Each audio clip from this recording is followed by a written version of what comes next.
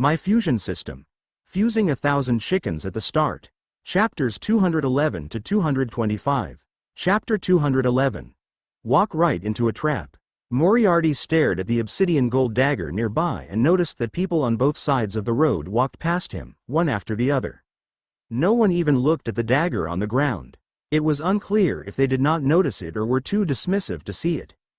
Gulp, gulp. That was the sound from his throat. Moriarty's appetite drove him to go for the obsidian gold dagger.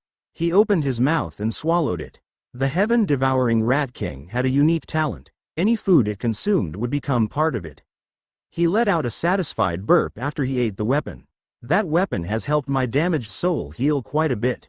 I will be able to recover or even get stronger if I eat another 100 comparable weapons. Moriarty's platinum-colored eyes rolled in their sockets. He was not only thinking about repairing his shattered soul. He believed that if he lived in Monty Town for a few years, he could turn the heaven-devouring Rat King's body into the diamond tier. Monty Town was considerably wealthier than before, which made his desire swell. Moriarty continued to hide and only rushed forward after looking around and locating the location of Monty Town's city hall. He was curious as to why Monty Town had become so prosperous. At the same time, at the city hall's gate, young masters Zeke, Zenoa, and Peter, "Are you leaving already?" Geraint, the mayor, was dressed to the nines. He glanced at the three men in front of him with trepidation. Geraint's face was full of oil, and both of his cheeks had puffed up quite a bit after he had not seen them for 10 days. He had obviously gained a lot of weight.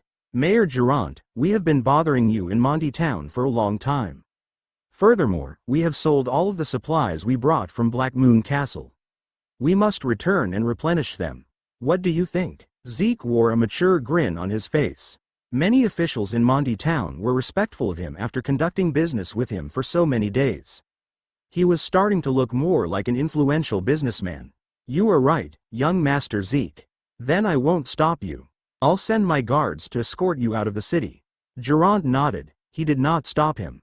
The earth-shattering developments in Monty Town could not have happened without Black Moon Castle, and he had tasted quite a bit of the sweetness. If Zeke wanted to leave, he did not dare to stand in his way. He would, on the contrary, deploy guards to protect him. He was terrified that something might happen to the Black Moon Castle's young masters. That might cause Black Moon Castle to stop cooperating with them. At that time, Black Moon Castle produced 90% of the items in circulation in Monty Town. They had effectively monopolized the entire town's business. The residents could not stop praising Black Moon Castle because the things were of excellent quality and inexpensive. They were happy with Black Moon Castle's contribution of clearing out magical beasts during the winter. Geraint did not want to do anything to stop that, nor could he do anything. Monty Town was 10 times stronger than before, and that was part of his accomplishments too. He did not care who ruled Monty Town as long as it could grow stronger. "Mayor Geraint, thank you for your good intentions. The rock golems can protect us. There will be no risk on the road. You may send us off here, Mayor. That's all for now. We will talk again in the future." Zeke, Zenoa, and Peter turned around and left the city hall after they nodded at Geraint. There were more than 10 manor owners behind them. They all waved to the officials, who sent them off happily. In that world, manor owners were individuals with a low status. They were hardly better than servants and could not be compared to the city hall's noble officers. However, they had a higher standing than others because they were the manor owners from Black Moon Castle. They made the best decision in their lives when they allied with Black Moon Castle. Each manor owner's face was brimming with confidence as they entertained their own thoughts. Geralt returned to the city hall after watching the manor owners and the 3 young masters of Black Moon Castle leave. He went directly to the office on the top floor. His office was light and airy, it had just been renovated. He noticed a large desk the moment he walked into the room. A supper plate sat beside the desk, and on it were 2 crimson phoenix eggs that glowed with bright flames. Geraint rubbed his hands together, eager to get to the desk. He peeled the phoenix eggs with a knife and fork. He swallowed his spit as he saw the golden eggs' liquid trickle out. Recently, Black Moon Castle has shipped quite a number of phoenix eggs. There are well over 100 of them. Fortunately, as mayor, I have amassed quite a bit of wealth, so I purchased 10 of them. 5 of them are for the Ptolemy family, 3 for emergencies. As for the other 2, he was ready to taste them. What a beautiful color. Geraint's eyes lit up as he scooped some of the golden egg liquid with a fork. Even though it was not cooked, the color and aroma were the most exquisite ingredients in the world. Just as he wanted to put the liquid into his mouth, a black shadow passed in front of him, and he realized his hand was empty, and the fork had vanished. A palm-sized black rat stood on the desk in front of him. The crown emblem on its brow shone brightly, and it licked the liquid on the fork. "DMN rat, how dare you steal my phoenix egg?" Geraint's rage was palpable. He had paid 2,000 gold coins for the 2 phoenix eggs. He did not want to share them even with his most trusted aides, so how could he let a common rat steal them? In that regard, his office was on the top floor. Typically, a maid would clean it. Thus there should not be any rats. Perhaps the maid did not clean it well. He cursed the maid inwardly. Then, he raised his palm, preparing to smack the rodent on the table. That rat had just swallowed the egg liquid of the phoenix egg, so it might not have digested it yet. If he killed it and made it into soup, he might be able to stop the damage. After all, he was a peak bronze tier warrior. With his thick combat aura in his palm, it would be easy to kill a rat. What startled him was that an invisible force froze his body before his hand fell on the rat. He laid on the table, and when the rat raised its head, an unmistakable platinum tier aura radiated out from it. It made Geraint feel as if that was not a rat but a monster that could devour the world. "You want to kill me?" The mouse moved its mouth. It caused Geraint to widen his eyes. Did that rat speak in human language? "Those 2 phoenix eggs are quite tasty. I can't kill you right now for the sake of those 2 eggs." The rat placed the 2 phoenix eggs, along with their shells, into its mouth. "But you must tell me why Monty Town has become like this." Geraint's body trembled, and he broke out in a cold sweat. He did not care why the rat in front of him was so strong. He said hurriedly, "Well, some time ago." He described how Monty Town had become infested with rats and how Black Moon Castle had sent personnel to rescue them, and they had brought a significant number of supplies with them. He did not hide anything. "It is a shame the pen of truth was lost in the fight. Otherwise, I would know if this person is telling the truth. He would not dare to lie to me." Moriarty was the rat. After a moment of thought, he said, "You mean, Black Moon Castle has addressed the winter dilemma and established a connection with Monty Town, and they frequently conduct business here. How are the Black Moon Castle residents doing right now?" Moriarty was convinced that the previous youth was from Black Moon Castle. He wanted Watson's body. If he could find the Black Moon Castle residents, he could sneak into the castle and accomplish his purpose. He had intended to occupy Geraint's body when Geraint finished speaking, but he suddenly had a better plan. Geraint said, "The young masters from Black Moon Castle have just left." "Which way?" "Take me there now and stop them. As the mayor of Monty Town, it's inappropriate for me to leave so rashly. Moreover, I have no reason to stop them. Just say that you want to visit Black Moon Castle and establish a long-term cooperative relationship. You can find any excuse you want." Moriarty sounded impatient. "I just parted with the young masters, and now I'm going over." Bang! Moriarty reached out a claw and swung it at the wall when he saw Geraint's hesitation. The wall and the window above it broke with a muted sound. The wind blew into the big hole that stretched for nearly 10 meters. Geraint swallowed his saliva and stood there dazed as he stared at the horrible scene in front of him. He only snapped back to his senses when the maid outside asked, "Mayor Geraint, what's happening inside?" "I'm fine. Nothing happened. Don't come in." Geraint took a step back and leaned against the office door. He said, Sir, I can get over there right now. I will pack my belongings as soon as possible and dispatch someone to prepare the carriage." "Is that all right?" Moriarty nodded to indicate that it was okay.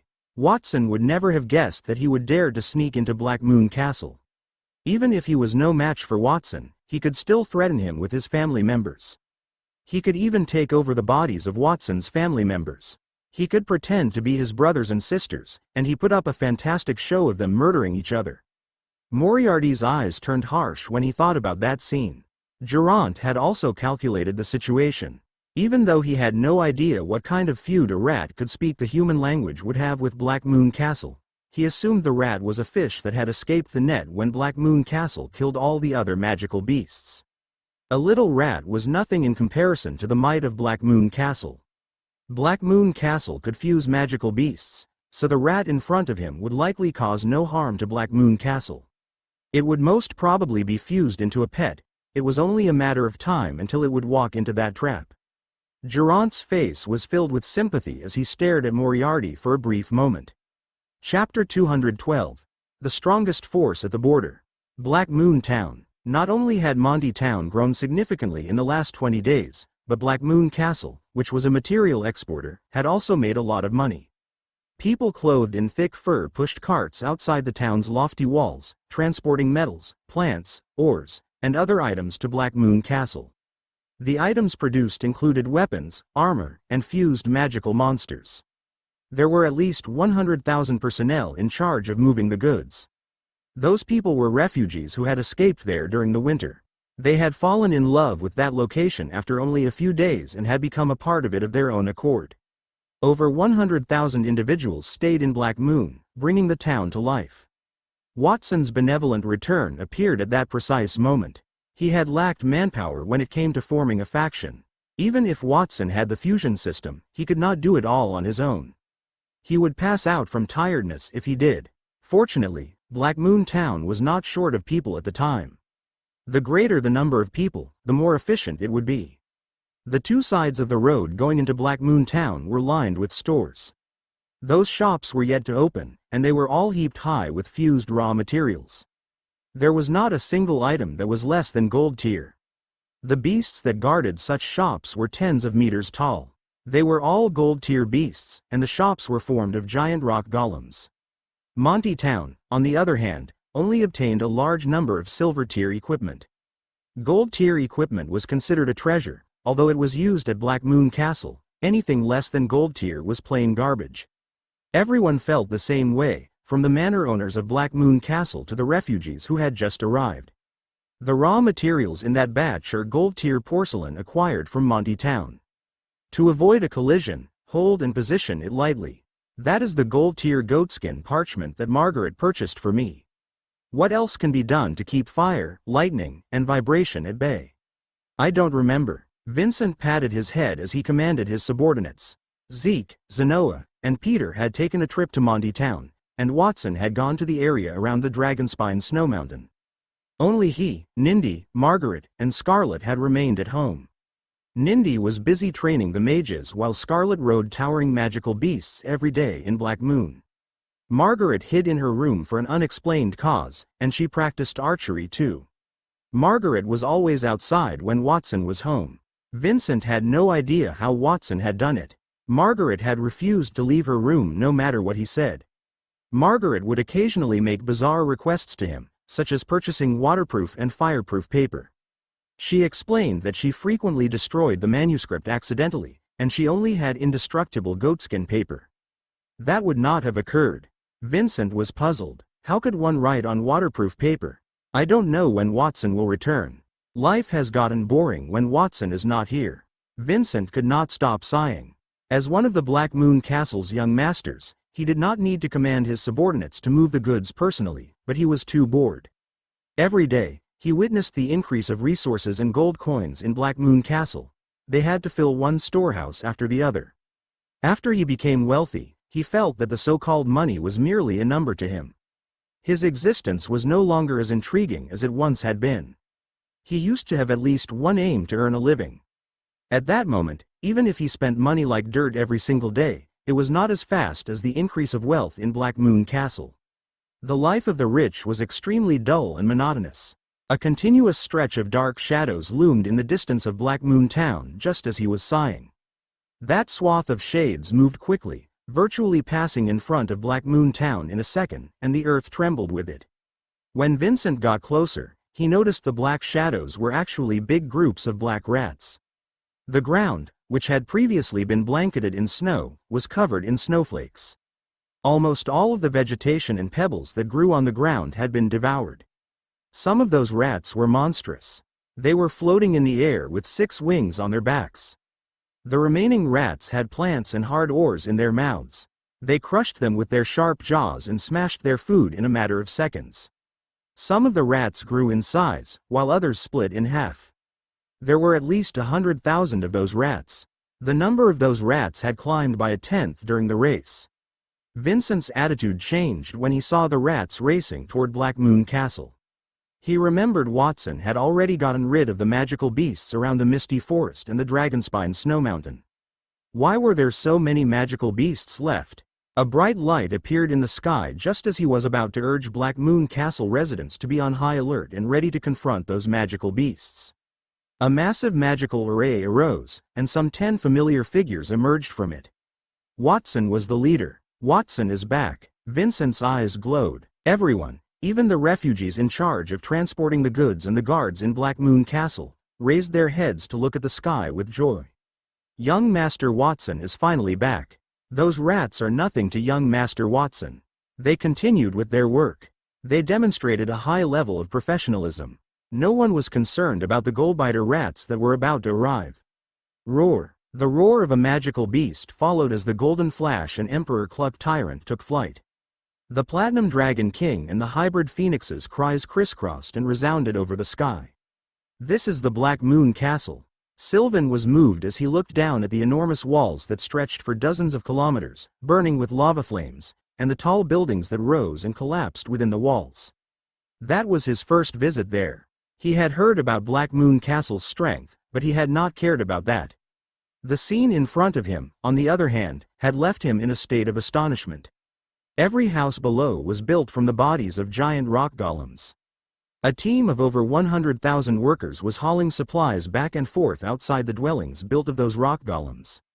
When Sylvan looked closer, he discovered that the items those folks were transporting were gold-tier items, or at the very least silver-tier. Fairy Castle did not even have as many people, and even their supplies were insufficient.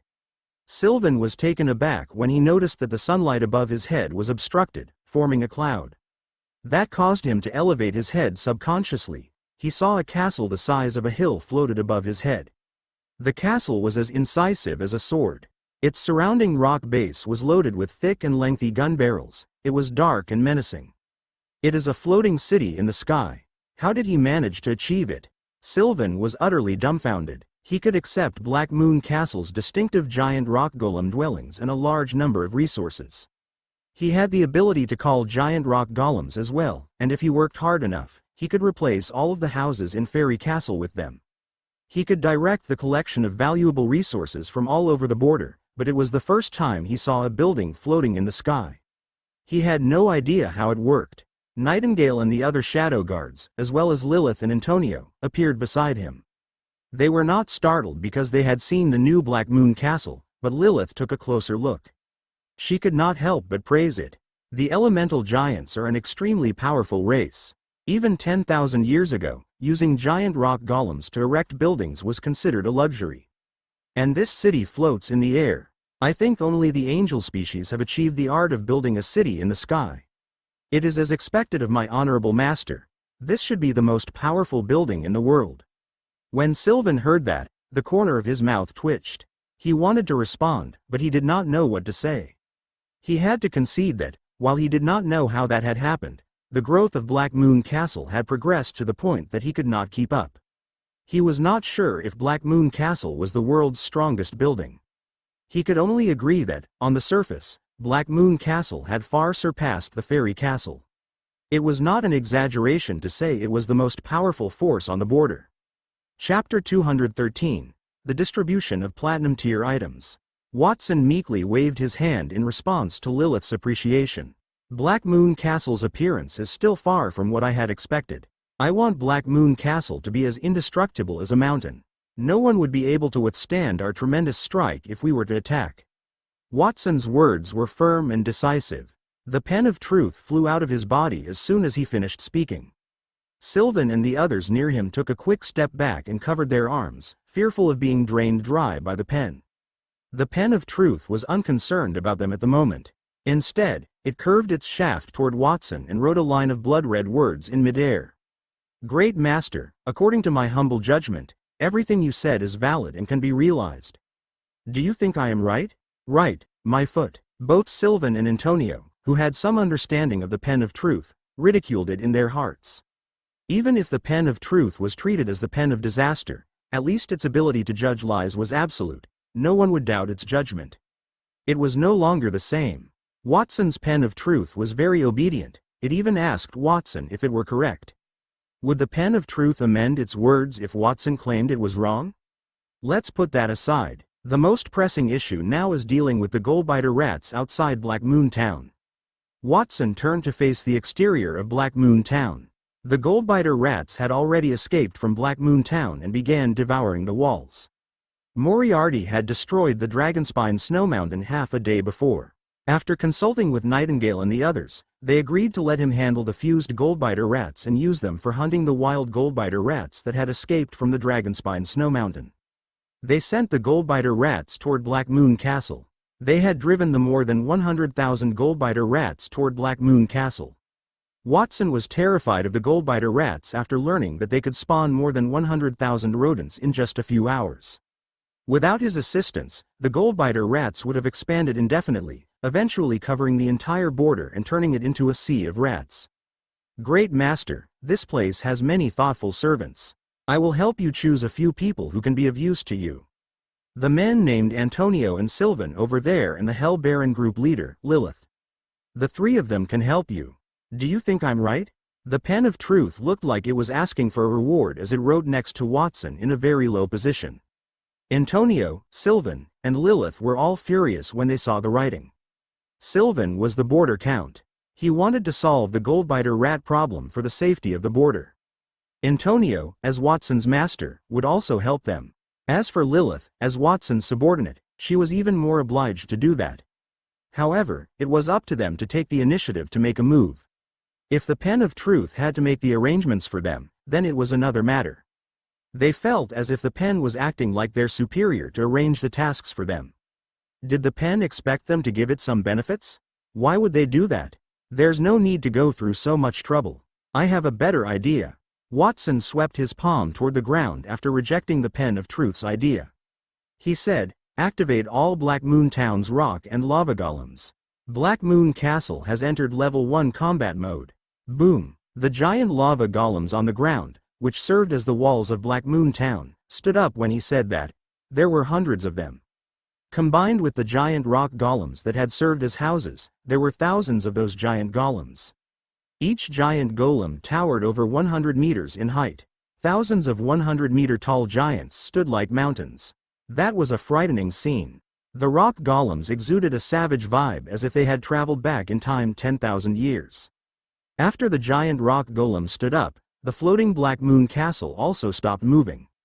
The black cannon holes on the rock base flickered with light. They were ready to fire. It was an earth-shattering meteorite cannon. That was an enormous cannon barrel that extended from the edge of the city into the sky.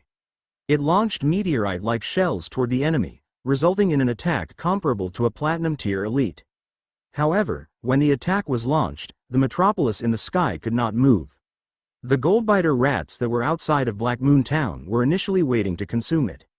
They soon noticed, however, that the wall in front of them had suddenly risen. There was a saying, more ants can kill an elephant. However, what if there were as many elephants as ants? Watson pointed his finger at the goldbiter rats and dropped it. Boom, boom, thousands of platinum-tier rock golems stepped forward at the same time.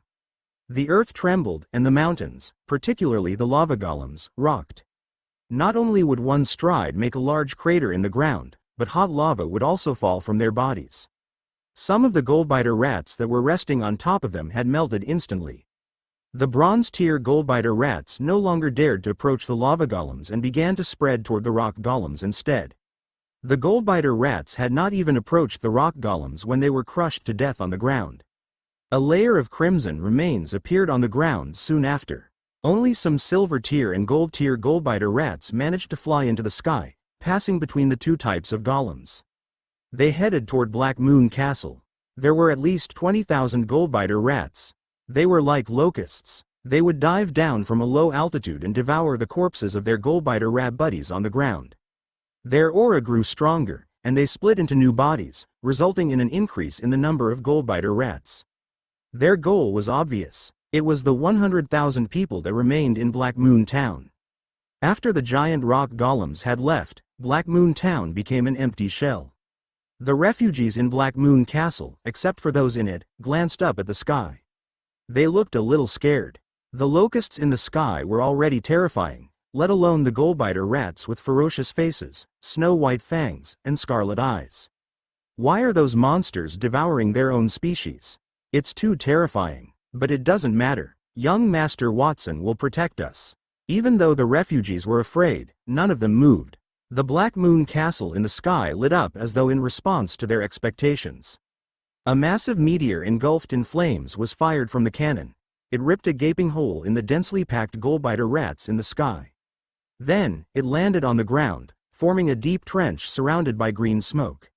Then the second, third, and fourth meteors came forth. More than 100 meteors streaked past, and the number of goldbiter rats in the sky instantly decreased by more than half. A hint of fear appeared in the eyes of the remaining rats. They were a species that did not fear death and only knew how to devour, but they were afraid because it was a battle where they could not fight back. The goldbiter rats wanted to leave, but it was too late. The lava and rock golems bent down one after another and sprang into the air. They opened their massive hands and swatted the silver-tier goldbiter rats in the sky like they were mosquitoes. A wave of trampling, a wave of bombardment, and the last wave of slapping. In just a few minutes, all the goldbiter rats had vanished. There was not a single one remaining. The rock and lava golems returned to their regular positions after the magical beasts were defeated. The Black Moon Castle in the sky had also begun to operate again. There were over 100,000 magical beasts, and there were plenty of silver-tier and gold-tier beasts among them. They were defenseless in front of Black Moon Castle. Nobody from the castle needed to make a single move. The castle possessed strong defensive capability. Such a powerful imprint had been etched in everyone's heart. The refugees were delighted, and their faces beamed with pride. They no longer have to worry about their lives because they can live in such an environment. Watson directed the giant rock golems to return to their original locations from the skies. They panted slightly, and sweat poured from their brows. He would not have been able to manage so many rock golems at the same time if he had not advanced to platinum tier. Despite that, more than half of the magical elements in his body had been depleted. At that moment, a team of knights in black armor rose into the air and came before him.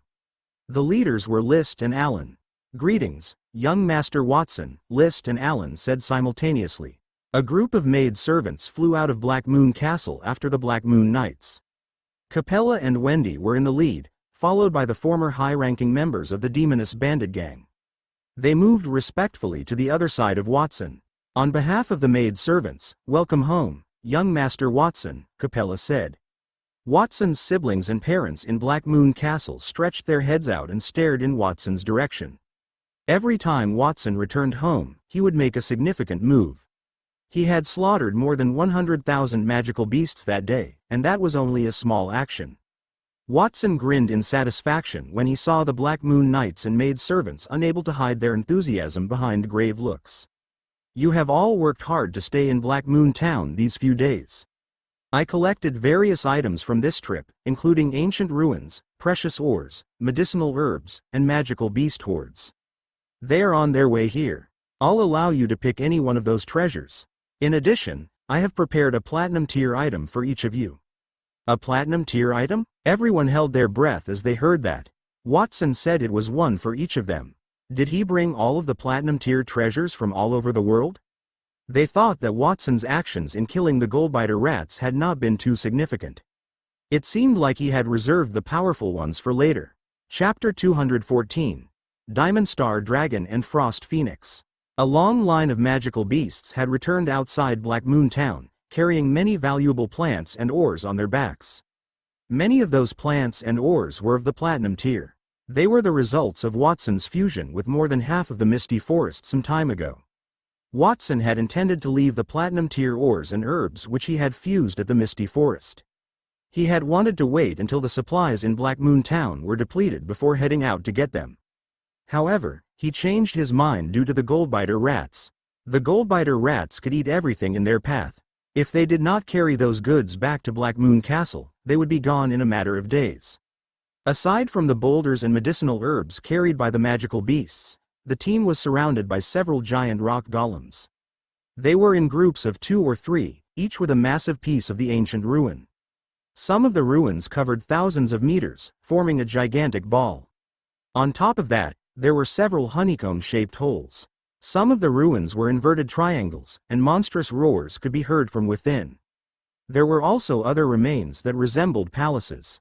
Buildings might represent an era's aesthetic. Buildings from different times would look entirely different. Most of the ruins that Watson had excavated were buildings that were more than 500 years old. They were not considered ancient. Only a few structures had a history that dated back more than 1,000 years. Watson stood above the floating Black Moon Castle and delivered platinum-tier stuff to the people around him as the magical beasts and giant rock golems were transporting the supplies. Every Black Moon Knight will have a wish for the World Ring. This ring can grant your wish, and you only have to pay half the amount. Aside from the Black Moon Knights, all maids and official employees in residence will also get a ring. As he talked, Watson passed the rings that dripped with starlight to the Black Moon Knights and maids in front of him. Those rings were created with Antonio's lifespan. His master, who had become young as a result of his prior wish, appeared old again. The Black Moon Knights and maids stared at him. The residents of Black Moon Castle did not recognize Antonio because he had looked young when he arrived. They wondered about that attractive man's identity. Lilith, the female Hell Baron, also confused them. She had a fragile appearance, but she had looked at them and said, "These folks are so feeble." "Are they your lowly servants, master?" The Black Moon Knights did not say anything because they could feel the platinum-tier aura from Lilith's body, but the maids were a different story. Lilith was attractive and powerful. She was simply the ideal maid candidate, and that gave Capella and Wendy, who were in the lead, a glint in their eyes. Young Master Watson had brought such a powerful woman back with him, they thought their position was threatened.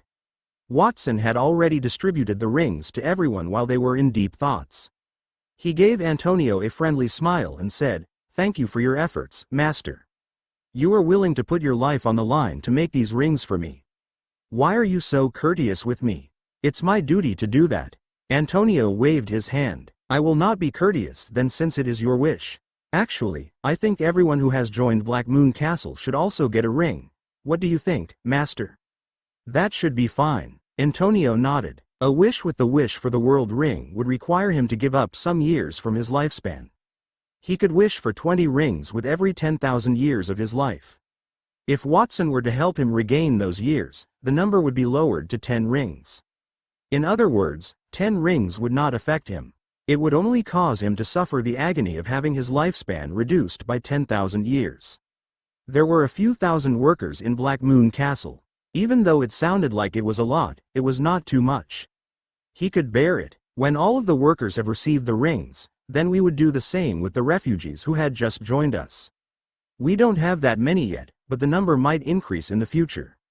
We must prepare those rings in advance. Watson counted on his fingers, but he was interrupted by Antonio before he could continue. "What are you doing, Watson? You want to equip everyone in Black Moon Castle with platinum-tier rings? Do you want me to die?" It was one thing to make thousands of wish for the world rings for those people, but there were more than 100,000 people in Black Moon Town. He could only make 10 at a time, which meant that he had to endure the torture of losing tens of thousands of years. He shuddered when he thought about the pain. "I understand how painful that must be for you, Master, but there is no other way for Black Moon Castle to grow stronger. And I won't let you work for free. In return, I'll give you a certain amount of compensation." Watson's thoughtful response tempted Antonio. "What kind of compensation?" he inquired nervously. He would not have taken Watson's statement seriously if it had been in the past. Even if he was not the wealthiest mage in the kingdom, he had amassed a sizable fortune. What could Watson possibly give him? However, he realized Watson could provide him with a lot of things. Watson could create a rare platinum-tier item easily, as well as fusing high-quality magical beasts and even servants. If Watson could give him a few hundred platinum-tier items, he might let Watson consume his lifespan. "I want to give you this as compensation." Watson floated in the air and pointed at the giant rock golems and magical beasts that were moving relics and large amounts of resources to the outside of the town of Black Moon. They passed by the place where the goldbiter rats had been destroyed, they were stepping on pools of blood. However, not a single magical beast or giant rock golem lowered their heads. It was as if they were already used to such a scene. "Watson, are you going to give me those magical beasts or the things on their bodies?" Antonio asked. He was somewhat puzzled. "Neither. I'm going to give you the things after I've fused them." Watson extended his finger and pointed it toward the outskirts of Black Moon Town. "System fusion, activate." Hundreds of thousands of magical beasts outside the town instantly transformed into gigantic sheets of light and flew into the sky as soon as his voice fell. About half of the light wrapped around the Golden Flash's body, forcing it to swell in size and let out a tremendous roar as the Platinum Dragon King. Its body had grown from more than 100 meters to more than 200 meters in a matter of seconds. The scales on its body had also changed from platinum to shimmering diamonds. Its torso was encased in diamond-like armor, and its massive wings spread out to engulf the sky and the sun. The Golden Flash roared, causing heaven and earth to tremble. Initially, there was only a blood-red moon in the sky, but after a short time, stars appeared around it. Starlight fell and landed on the Golden Flash's body, forming a gorgeous nebula that encircled it. "Congratulations, Master, for fusing a large number of magical beasts, successfully allowing the Golden Flash to break through the boundaries of the Platinum Dragon King and become the higher-level Diamond Star Dragon." The Diamond Star Dragon is a Diamond-tier magical beast. Attributes: Earth, Fire, Water, Wind, Light, and Darkness. Gold-tier spells: Sun Rays, Raging Firestorm, War Stomp, Earth Pulse, Death Curse, Darkness Corrosion, Lethal Poison. Platinum-tier spells: 9th tier Blazing Dragon Breath, Absolute Zero. Diamond-tier spells: Superplanet Collision, creates 2 stars to collide, producing the Star Destruction's power. Meteor Banishment, creates a meteor that can seal the enemy and send it into outer space for eternal banishment. Additional abilities: Super Magic Immunity, Complete Physical Resistance, Draconic Magic, Zoom, Camouflage, Dragon Might. Star Creation, consumes a large amount of energy to create a new star in the sky.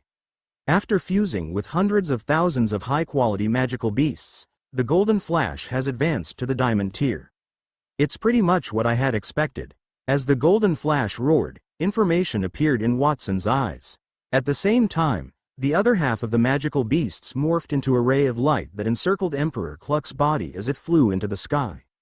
Its body stretched to more than 100 meters as it roared, and its entire body was engulfed in heavenly white flames. A wave of good fortune was born. Snowflakes fell from the sky and dropped onto its body, but they did not melt. Instead, they flowered into ice crystal blooms.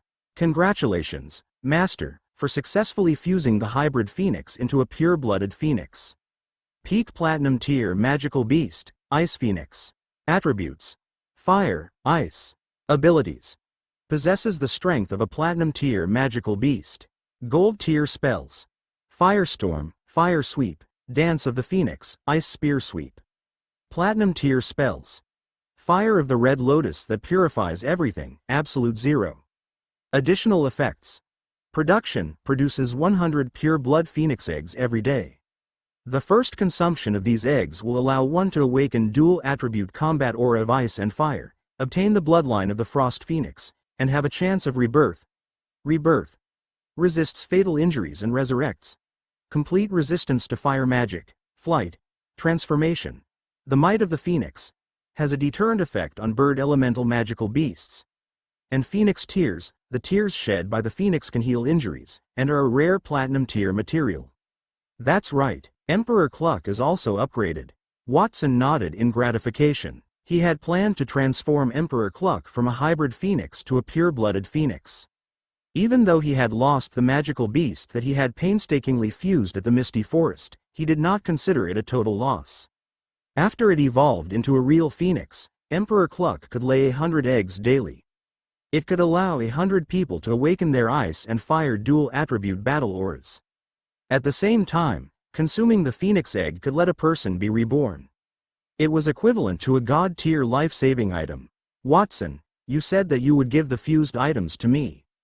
Do you intend to give one of those 2 magical beasts to me?" Antonio stared at the sky and licked his lips. He felt a little thirsty. It looked like the nebula-covered diamond-tier golden flash was even more powerful than Antonio.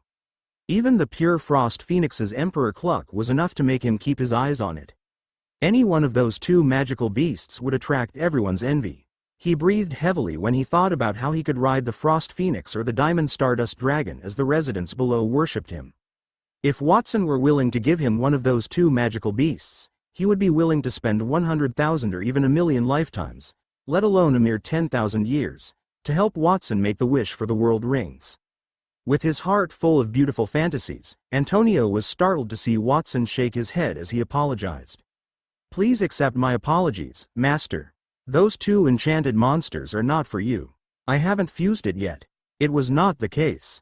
While Antonio was filled with regret, he grew increasingly interested in what Watson would fuse next. He had fused a diamond-tier dragon and a pure-blooded phoenix with a mere lift of his palm. He had no idea what Watson would do next. Chapter 215. Fusing the Ruins. More than 100,000 people in Black Moon Town were in a frenzy after Watson fused the Diamond Star Dragon and the pure-blooded Frost Phoenix. Phoenixes and dragons were fabled magical beasts, and the phoenix was not a dragon. Emperor Cluck had been fused into a frost phoenix with a noble ice elemental lineage.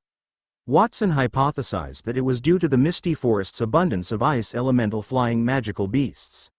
As for the Golden Flash, it had become a diamond-tier magical beast. That was the first time that Watson had fused such a beast, and he was a little excited. He heard that there was only one diamond-tier elite in the entire Holy Dragon Kingdom. He felt that Black Moon Castle's strength at that moment was not inferior to the kingdom in terms of peak combat strength. They created a diamond-tier magical beast, and it's a precious Diamond Star Dragon? Sylvan was looking at the gorgeous nebula around the Diamond Star Dragon, as well as the sparkling diamond-scaled body covered by the nebula, not far from Watson. His gaze was filled with envy. He had always wanted a powerful mount, but he did not care about ordinary magical beasts. He could not catch a powerful magical beast. The Diamond Star Dragon in front of him was exactly what he wanted. The Diamond Star Dragon could be considered the strongest in the dragon clans as an elemental fusion dragon.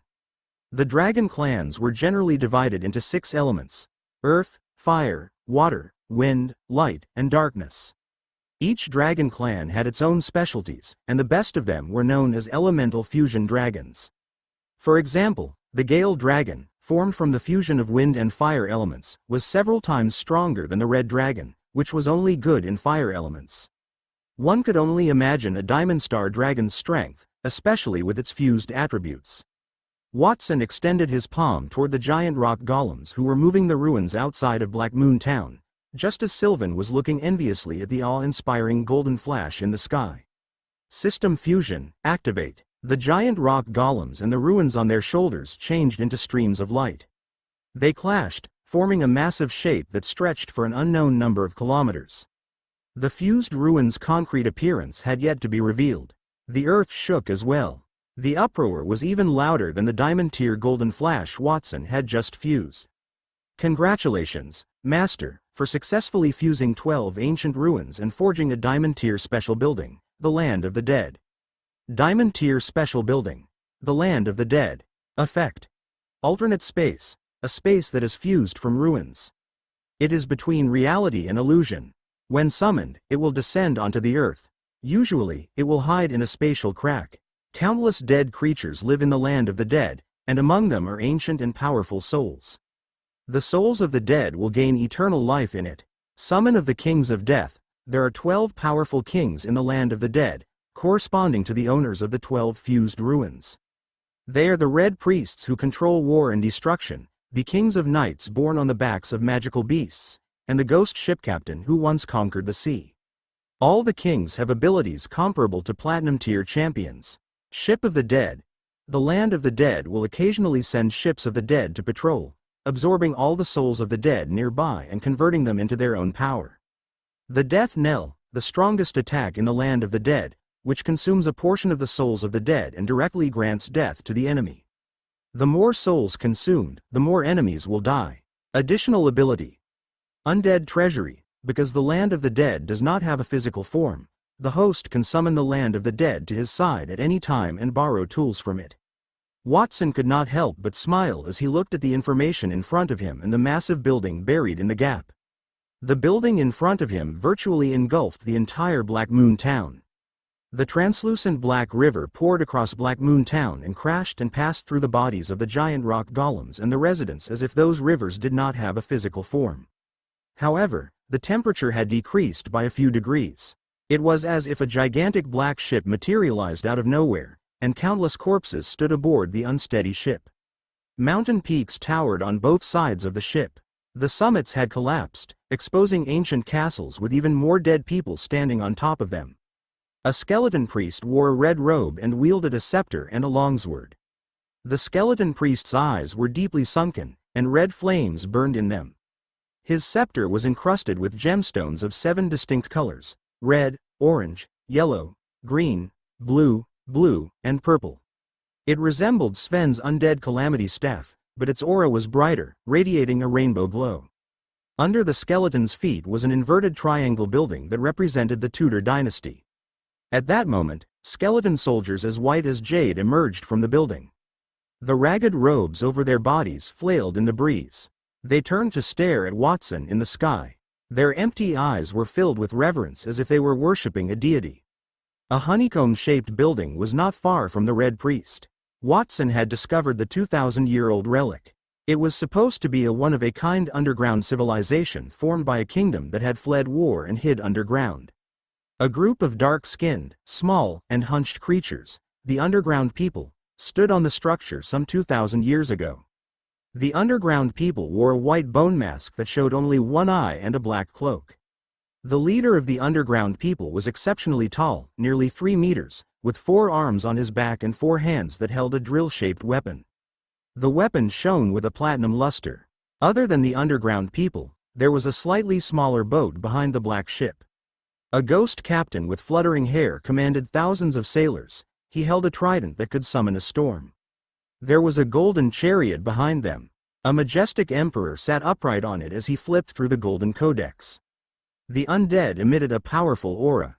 They were the 12 kings from the land of the dead, surrounding Watson as if they were devout guards defending their master. The residents of Black Moon Town stared at the apparitions of the dead that materialized beside them. They held their breath and refused to breathe. The land of the dead was like a shadow of Black Moon Town, or more accurately, a picture of the town reflected in a mirror. That mirror, however, was covered in a layer of dread. The undead that wandered through the living bodies brought a touch of mystery and terror to the town. "Watson, is this the gift you prepared for me?" Antonio could not help but smile as he detected the auras of the countless dead. Watson had indicated that he would give him a gift after the fusion. He asked Watson if he would get the Golden Flash and Emperor Cluck, and Walter had answered negatively. The young man must have meant the newly fused ruins in front of them. He had the impression that without the time-stripping spell, the strongest of the undead were not inferior to him. Furthermore, there were many treasures among the undead. For example, the staff in the Red Priest's hand, inlaid with 7-colored gemstones, was a platinum-tier tool that could control the undead. The drill in the Underworld Emperor's hand and the trident in the Ghost Captain's hand were both tools of the same level. It appeared to be a recreation of the fabled sea god, Trident. Antonio got even more envious the more he stared at it. He did not need the entire land of the dead, he would be satisfied with the platinum-tier tools. Those items were meant to be buried with the owner of the ruins after his death. An ordinary person would have been happy to get those ruins when they entered the ruins, but Watson was different. He had fused those ruins instead. He did not only get the treasures, but he even made the ruins owner his subordinate. Antonio could not help but admire his handiwork. Chapter 216. Using a platinum-tier item for self-defense is not too much, right? You have misunderstood, Master. That is not your gift. Watson waved his hand, and the land of the dead immediately disappeared into the shadow of space. Only a black fog remained, shrouding the outside of Black Moon Town. Even though the land of the dead was hidden, he could make it reappear with just a thought. Furthermore, he knew the land of the dead like the back of his hand. Other than the 12 platinum-tier kings of death, hundreds of thousands of martyrs, and more than 10 platinum-tier items.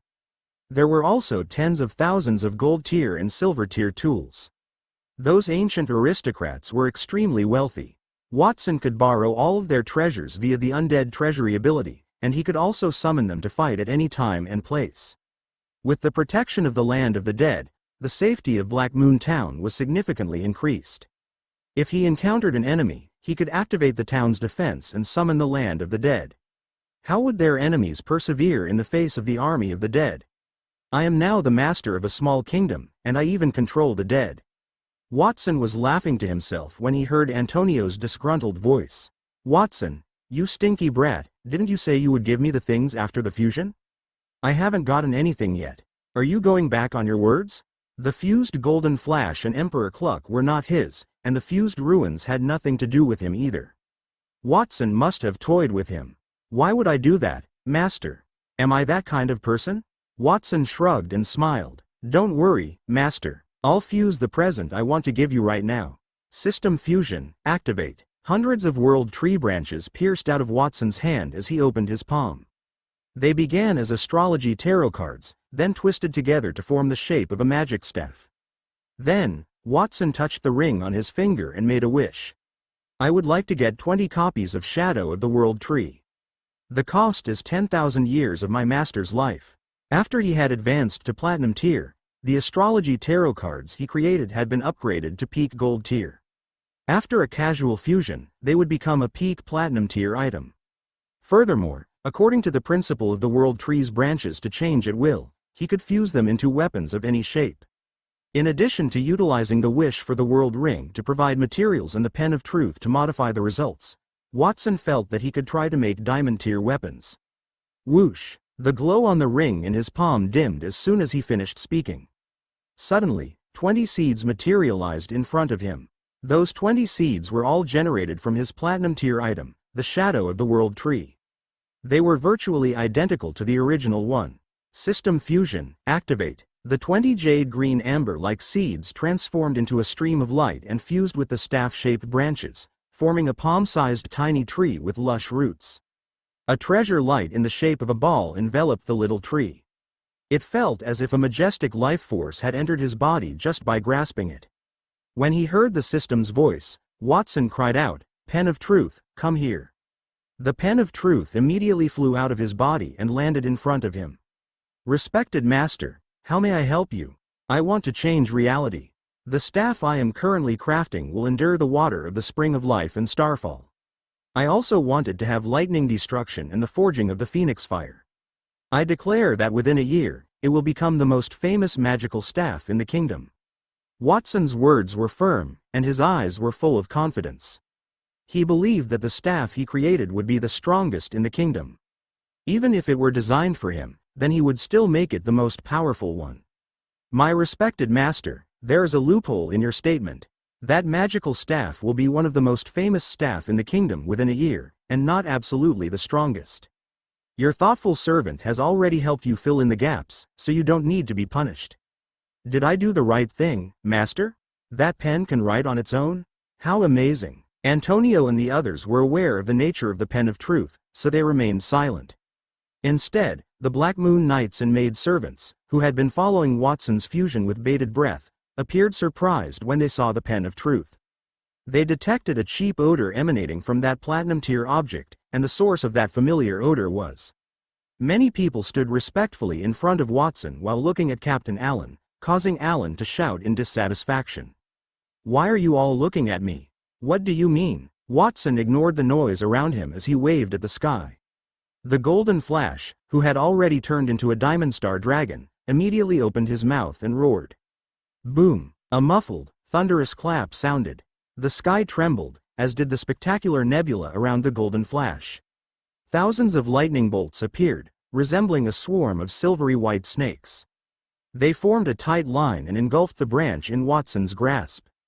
The branch's surface turned charred black. A trickle of pure spring water emerged on the branch and caused it to flourish. Emperor Cluck then spat forth a white flame on the branch. The flame did not burn out when it landed on the branch. Instead, it generated a translucent ice layer. The entire staff resembled a little tree encased in a diamond shell. It looked holy and powerful. Congratulations, Master, for successfully fusing a Diamond Tier item, the Crystal World Tree Staff. Diamond Tier Staff. Crystal World Tree Staff. Effects. Retains all effects of Shadow of the World Tree. The Descent of the World Tree. The Song of Wisdom. Absorbs energy to grow the sun and moon gems. The Stripper of Lives. Can automatically absorb all life force as far as the eye can see to restore itself. The Dust of the Splendid World. Can release pollen with various effects such as dizziness, paralysis, blindness, fear. It is effective on those with strength below the diamond tier. The Crystal Barrier. Uses crystals to construct a powerful defense, producing an effect similar to absolute defense. Master, you gave me the Sun and Moon Staff, and I am very grateful for that. Now, I want to give you a staff too. This is my gift to you. Watson grinned and handed it to his master after reading the information about the Crystal World Tree Staff. Antonio's features went from handsome to aged once his lifespan was spent. His hands trembled when he took the item from Watson. He noticed a name etched in the center of the crystal staff as he looked closely. He was taken aback. The name was Vivian. That was the name he had carved on the Sun and Moon Staff. It was also the name of the person he could never forget. He did not expect Watson to be so thoughtful to notice that. He felt touched by that gesture. Master, are you satisfied with this gift? Watson asked shyly. Excellent. I am very satisfied. Antonio rubbed his nose. Watson had given him a gift, and it was a diamond tier item that was far beyond his expectations.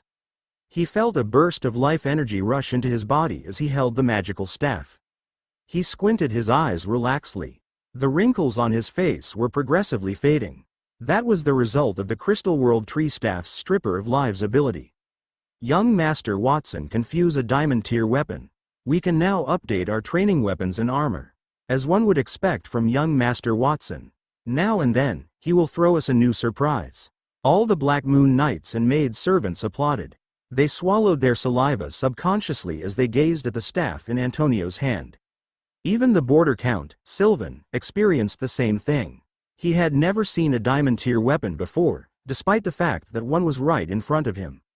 He was envious. He had already made up his mind. He would get Watson to create a diamond tier staff for him no matter the cost. Well, since you are satisfied, Master, I guess it's my turn next.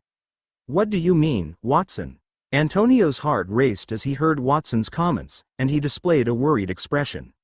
Well, you said that as long as I return the favor, Master, that you'd use your lifespan to help me make those wish for the world rings. Have you forgotten about that? Watson's tone was gentle, but his words made Antonio shiver. Well, everyone is exhausted after our return. Let's eat something and take a bath first. Then, I'm sorry, Master, I can't wait any longer. The king discreetly controls the border, and I don't know when my family and friends will be injured. I want to ensure their safety, but I don't need all of them to have platinum tier strength. However, I want them to have a platinum tier or even a diamond tier item for self-defense. Is that too much to ask? Unfortunately, Watson interrupted Antonio before he could continue his remark. System Fusion, Activate, Chapter 217. The #1 town in the world.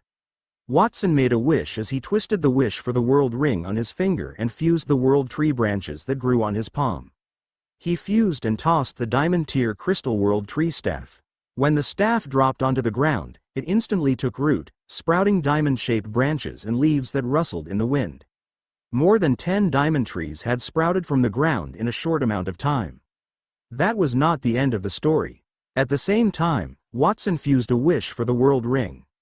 In a short period, he had created more than 100 wish for the world rings. Antonio twitched as if he had been electrocuted. His expression shifted between old and youthful, and he rolled his eyes. Is that for real? Young Master Watson is making a platinum tier item.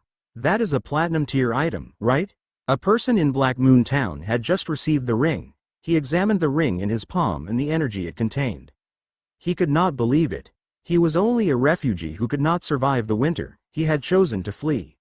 He did not have any clothes a month ago, and he still did not even have enough food to eat every day. He had no idea he would get a rare platinum tier item in the kingdom. What kind of skill was that? Many other people felt the same way he did. The platinum tier wish for the world rings flew from Watson's side into each intended refugee's hand. They were ecstatic, and then they knelt in gratitude. They thanked Watson repeatedly until they were numb. They knew that it was a simple thing for Watson to fuse the wish for the world rings. Then he had used the ring to get the shadow of the world tree. He immediately threw the peak platinum tier objects to the ground, and a massive tree grew toward the sky. The sun and moon gems, the two types of fruit, were abundant on the tree. There was a faint shadow of a great sin beast streaking across it. The shadow of the world tree, which Watson had used as his trump card, was only an ordinary tree to him. It was no wonder that he had thrown all the diamond tier items. The Pen of Truth had said that the diamond tier magic staff Watson had created would be one of the strongest staff in the future. It seemed that they had expected that scene. The diamond tier staff next to Watson fell from the sky like a rain of platinum tier rings or other items. It was a crazy sight, and one might call that a miracle. The only one who felt uncomfortable was probably Antonio. Not only did he roll his eyes, but he was even foaming at the mouth.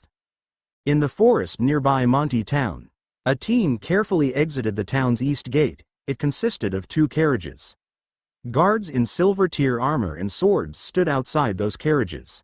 The guards were City Hall's finest, and the persons they were guarding were quite self-evident. It was Geraint. Geraint sat in the carriage at the back as he stared at the black rat opposite him with a puzzled face. "Sir Rat, I have already brought you the money you requested.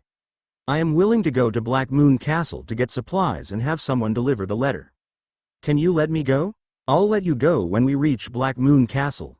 But before that, you'd better stay here obediently." When the rat looked at Geraint, a frightening atmosphere erupted in the carriage. It caused Geraint to tremble unconsciously. The rat said, "And do not address me as Sir Rat. It bothers me. I have a name, Moriarty." "Yes, Sir Rat, I mean, Sir Moriarty." Geraint wiped his hands uncomfortably and responded with an awkward smile. He had intended to trap that rat when he arrived at Black Moon Castle, at which point he would no longer have to worry about it. However, the rat was quite cautious and even allowed him to travel with him. What if the rat went to Black Moon Castle and wreaked havoc? Geraint was concerned about what would happen if the Black Moon Castle blamed him for the incident. Moriarty stretched a claw outward and waved it as if he did not feel the ripples in his heart. "Tell me everything there is to know about Black Moon Castle, such as how much property they have, about the castle guards, and so on." He gathered his thoughts and assumed a courteous demeanor. He continued to tell his story. "I know very little about Black Moon Town. I have only met Zeke, Zenoa, and young Master Peter. They say that Watson has exceptional talent. Antonio, the kingdom's greatest mage, valued him generously and welcomed him as a disciple. Aside from that, Black Moon Castle has the Black Moon Knights. All of them are gold-tier warriors. They also have formidable mages. Watson controls the Mage Guild and the mercenary group in Monty Town." Geraint cast a glance at Moriarty and discovered that he had no intention of interrupting him. So, he continued to say, "Those are Black Moon Castle's defending forces. When it comes to resources, they have a plethora of silver and gold tier items. There are numerous magical beasts of the same rank too. I heard that Black Moon Castle had mastered a material fusing spell. They even use it to combine a real dragon and a phoenix." "I understand." Moriarty nodded his rat head. Geraint's statement confirmed what he already knew. Watson had used a fusion spell to remove the demon's blood and purgatory's skeleton from his body and fused them into a complete Hell Baron. That magic also destroyed his original body. It appears that Black Moon Castle guards are not as powerful as I imagined. Those guards are gold-tier elites. It is not easy for some of the great nobles, but it is nothing to me." Moriarty reasoned inwardly. He wanted to kill Watson for vengeance, but he also wanted the fusion spell from his grasp. That spell would allow him to rise to the apex of the realm. The corners of Moriarty's mouth curved into a proud arc. He straightened his body and looked at the scenery outside the window. He estimated that he would arrive at Black Moon Town in more than a day. The faint cries of the goldbiter rats he controlled could be heard in the woods and mountains outside the window. At the banquet hall in Black Moon Castle, Black Moon Town was not the same as it had been before that. There were hundreds of flourishing tall antique trees throughout the village. They surrounded the houses made of giant rock golems. There were a few larger trees that appeared to be made of diamonds. The diamond-shaped leaves on them collided with the wind to produce a clear and melodic sound. The dragon was enveloped by a nebula and clad in diamond-tier armor. It was more than 200 meters long. It laid on a tree. A significantly smaller frost phoenix stood on another diamond tree opposite it. There were 100 platinum-colored phoenix eggs in the nest that had been fashioned into a castle.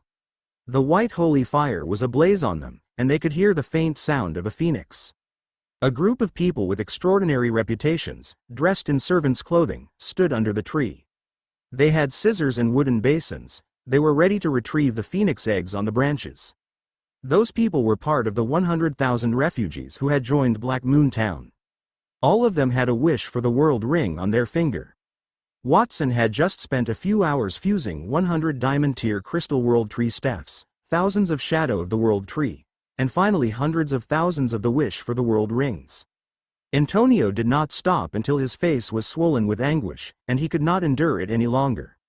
Everyone in Black Moon Town had the wish for the world ring. Some of them desired to be attractive, while others wanted to be wealthy and powerful. In any event, they would get 3 wishes every day. It was all right as long as they did not make any stupid wishes that would prove too expensive for payment. After a wave of wishes, the people in Black Moon Town were all different. One could only see handsome men and beautiful women there. They were all in black uniforms with a moon emblazoned on them. Some of them had previously worked as maids at Black Moon Castle. They looked serene and graceful, and their movements were those of a well-educated aristocrat. That had something to do with their desire to enhance their professionalism. Black Moon Town was a place of hope and laughter as well as attractive men and women. It was one of the best and most beautiful towns in the world. Chapter 218. The One to Rule the Border. Watson sat by the banquet hall's window, peering out at the clouds through the glass. When he noticed the people below, he smiled and handed a contract to Sylvan, who sat across from him. Lord Sylvan, this is the contract for Black Moon Town to rule the border and merge the other 4 towns with the fairy castle. From today onward, everyone at the border, including every blade of grass and every tree, will be under my command. If you have no objections, then sign the contract. The pen of truth had helped him to write the contract. After writing it, the pen flew to Antonio's side and pierced his arm to suck some blood. Antonio sat on the chair, still maintaining his handsome face. He opened and closed his mouth before he said, "Watson, you're killing me." His body trembled occasionally, and his eyes looked at the ceiling listlessly. Watson did not show mercy to him because he was his master. Instead, he squeezed him to the end, which made Antonio unable to make wishes for a long time in the future. Otherwise, he would have a mental breakdown. Other than the gods, no one could bear the pain of jumping between life and death. Fortunately, Watson had fused more than 100,000 wish for the world rings. Everyone in Black Moon Town was equipped with 1 ring each, and some even had 10 rings. He had also replaced the 2 rings that he had used to help Antonio recover his youthful looks. He stretched his right hand and knocked on the table gently as he dragged his face with his other hand. Watson made a cute expression, and the rings on his 10 fingers shone with a sense of oppression. Watson could see his current self through the mirror in the banquet hall's corner. His brown hair was shiny and sleek, and his azure eyes were flecked with stars. He was clad in a stunning black robe and held some platinum-tier items in his hands.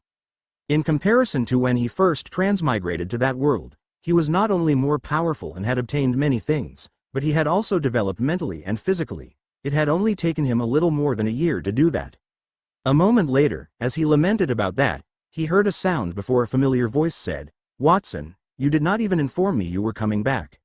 You really made me sad. And the border count is sitting opposite you." Watson, the hero, confronted the evil Lord Sylvan, who controlled the border. They fought on the summit of a limitless snow mountain. In the end, Watson destroyed the snow mountain. That story looks pretty good. When Watson turned around, he discovered that his 6th sister, Margaret, had arrived at his side without his knowledge. She was writing on a stack of pale golden goatskin parchment with a fine quill pen. It was more like sketching than writing. The quill pen tip brushed across the goatskin parchment, producing white scratches. Margaret had not changed much since more than a month ago. She still had a lot of baby fat. Her exposed arms and thighs looked meaty, and there were subtle dark circles around her eyes. She yawned as she was writing. The evil count? A fight on the summit of the snowy mountain? The border count had just received the contract when he heard Margaret's voice. He raised his head in puzzlement. Margaret, come here quickly. How can you be so disrespectful to the border count?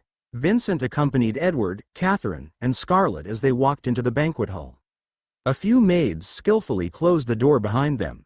Vincent was the one who spoke, and his eyes were filled with hopelessness as he stared at Margaret. His sister, whom he had wanted to summon but had been unable to do so, had appeared there on her own. When he saw Watson and the others were home, he had wanted to invite everyone to a banquet. He had not expected Watson to command Black Moon Town's defense system to exterminate a large bunch of goldbiter rats. Furthermore, the entire Black Moon Town had transformed considerably after a cycle of fusion. Watson had already led Sylvan and Antonio into the banquet hall when he recovered from his shock. He could only invite his parents. On the way, he saw that he was clutching the ring he had just received. Scarlett, who was standing in the corridor to make a wish, yelled out as well. He did not invite Margaret, but she had walked right in front of everyone. Margaret stood behind Watson as she composed a story, and the story's substance was slightly relevant to Sylvan at the time. He could not help but be concerned about Margaret. Watson was obviously talking to Sylvan about something. It would be awkward if Sylvan became enraged as a result of Margaret's word. Edward had the same thoughts. As he straightened the white flower on his garment, he approached rapidly behind Sylvan, removed his white glove, and offered out his right hand. Lord Sylvan, my name is Edward Gary, and I am an unrated noble. Welcome, my lord. I wonder if you have any plans and if you intend to stay for a long time, my lord. If possible, please extend your stay so we can continue to host you. He had only recently met the kingdom's best mage. Then, he encountered the kingdom's most powerful mage. Even the king would find it impossible to meet both men at the same time. Edward sighed inwardly. Hello, Baron Edward. It looks like there's no need for me to introduce myself. The main reason I am here at this time is to discuss cooperation with Watson. That contract. Sylvan shook the contract in his hand. Edward interrupted him before he could continue. Lord Sylvan, may I take a look at that contract? Of course. Sylvan handed the contract to Edward with a weird expression. Watson had been in control of the family's affairs for quite some time. However, he was still a child. He had already suffered losses at the hands of the border count before that. Leaving Margaret's case aside, he needed to investigate such a significant business transaction with the border count. What if the border count made an outlandish proposition that Watson wished to reject but did not dare to do so? With that in mind, Edward looked at the contract in his hand. At a glance, he was stunned. He saw a few clauses written in the contract. First, Black Moon Town was the nominal ruler of the border. It had the right to mobilize border personnel and use all its resources. Second, Black Moon Town would be the largest town on the border with Sylvan's authorization. The other 4 towns would have to submit to Black Moon Town. Third, the right to explain the above content would ultimately belong to Black Moon Town. Edward rubbed the space between his brows. Before he could finish reading, his blood pressure had already increased. He had initially believed that the contract's content was not very advantageous to Black Moon Town. He had not anticipated the content was the exact reverse of what he had expected. The agreement also said that Black Moon Castle would rule over Fairy Castle and Sylvan would be Watson's aide, which surprised him even more. Sylvan spoke just as he was ready to ask about it. Watson, I accept the terms of the contract you drafted. But I have a modest request. Could you please give me one of the diamond tier magical staff you have just fused? Of course. Watson smiled. Other than the one given to my master, I plan to leave the rest of the diamond tier magical staff in Black Moon Town to make potted plants or give them to the Golden Flash and Emperor Cluck to make their nests. Since you want one, you may have it before you leave. Potted plants? Watson, you're using the gift you gave me to make potted plants? To think that I did not hesitate to use my lifespan to help you fuse so many platinum tier items. When Antonio, slumped in his chair, heard that, he leapt up and spoke angrily. He slammed the newly acquired staff on the table. Then he reacted and carefully examined it to ensure that it was not broken. The corner of Sylvan's mouth twitched before he exhaled a breath of relief. Watson, can you make a more powerful item? If Watson could create a stronger magical staff, he would not want that one. Master, Lord Silva, you have misunderstood me. I can't create a stronger magic staff. The Pen of Truth said that the magical staff would be one of the strongest magical staff in the kingdom in the next year. That proves that I can't create a stronger tool in at least a year. Watson shrugged. He was not lying. However, he did not have the same thoughts as Sylvan. He could make platinum or diamond tier tools with the fusion technique and the wish for the world ring. However, at that moment, they had sufficient items in Black Moon Town. If he were to make a wish, he could multiply the number of those tools in a matter of days. The rarer the item, the more valuable it was. When there were too many of a certain thing, no one would think that they were valuable, even if they were very precious. After he determined that Watson was not lying, Sylvan paused for a while before he summoned the Pen of Truth to him. He signed his name after he added the clause for Watson to give him a diamond tier item. Then, at the top of the contract, the Pen of Truth spat forth a ball of red viscous liquid, which was utilized as the ink paste to bind the contract. Sylvan stood up and reached out to Watson, who sat opposite him. "Watson, I will fulfill the terms of your contract, and you must fulfill mine. I believe you will not go back on your words. As a sign of our amicable collaboration, I shall first bring your appointment as the border ruler to the attention of the other 4 towns, so they will know what to do." After he said that, Sylvan took 4 magic scrolls engraved with some mysterious words from his robe. He rubbed them gently with his hands, and the magic scrolls immediately burned into ashes. At the same time, Geraint and Moriarty were in the carriage. They were a day away from Black Moon Town. "Arg, it's hot." Geraint patted the flames on his tie and then took a scroll from his pocket. It was called a communication scroll. Sylvan had given that to him after he became the town mayor. It enabled them to contact each other when there was an emergency. He was not the only one who had that scroll. The other 3 towns also had it. That looks like it is a gold tier communication scroll. The transmission range is as far as the entire border. The border count must have given that to you. Tell me what he wrote. Moriarty straightened his body calmly. Gerard did not answer him. He only stared coldly at the scroll that had been burnt to ashes. "I'm talking to you. Did you not hear me?" Moriarty was a little displeased. The temperature of the entire carriage dropped by a few degrees. Just as he was about to lose his temper, he saw the glowing words that appeared in the ashes. He was also stunned. There was only one sentence. All mayors at the border, including Monty Town, must head to Black Moon Castle immediately upon receiving this message. From today onward, Black Moon Castle will become the ruler of the border. All the towns will be under their command. Fairy Castle will also cooperate with them. Anyone who violates this rule will be expelled from the border. The address of Black Moon Castle is as follows. Chapter 219. Tremors at the border. Torchtown, south of the border. Torchtown was one of the only 4 towns on the border. Its richness was equivalent to that of Monty Town. Tall torches with orange flames were strung throughout the town. The flames in those torches were made from the body fat of a magical beast known as the fire-swallowing beast, who lived south of the border. The fire-swallowing beast was a magical beast that ranged from bronze to silver tier. Its entire body was flaming red, and it had the shape of a giant toad. The oil in its body was drained and used to fuel the torches, allowing the flames to burn for an extended period. The town used the torches to keep everyone warm throughout the winter, and at night, the flames illuminated the surroundings. Every year, when the winter ended, the town would host an event known as the Torch Festival. The celebration was hosted for warriors who had killed the most magical beasts. They carried torches and ran around town to enjoy the admiration of the other citizens in town. That was how the town got its name, Torchtown. Torchtown was different that year. The 10-meter-high town wall was in disrepair and riddled with holes. It was also covered in dried blood streaks. Soldiers with numb faces clutched spears and patrolled the city walls sleepily. The town had become even more miserable. There was a lot of black smoke in a lot of the houses.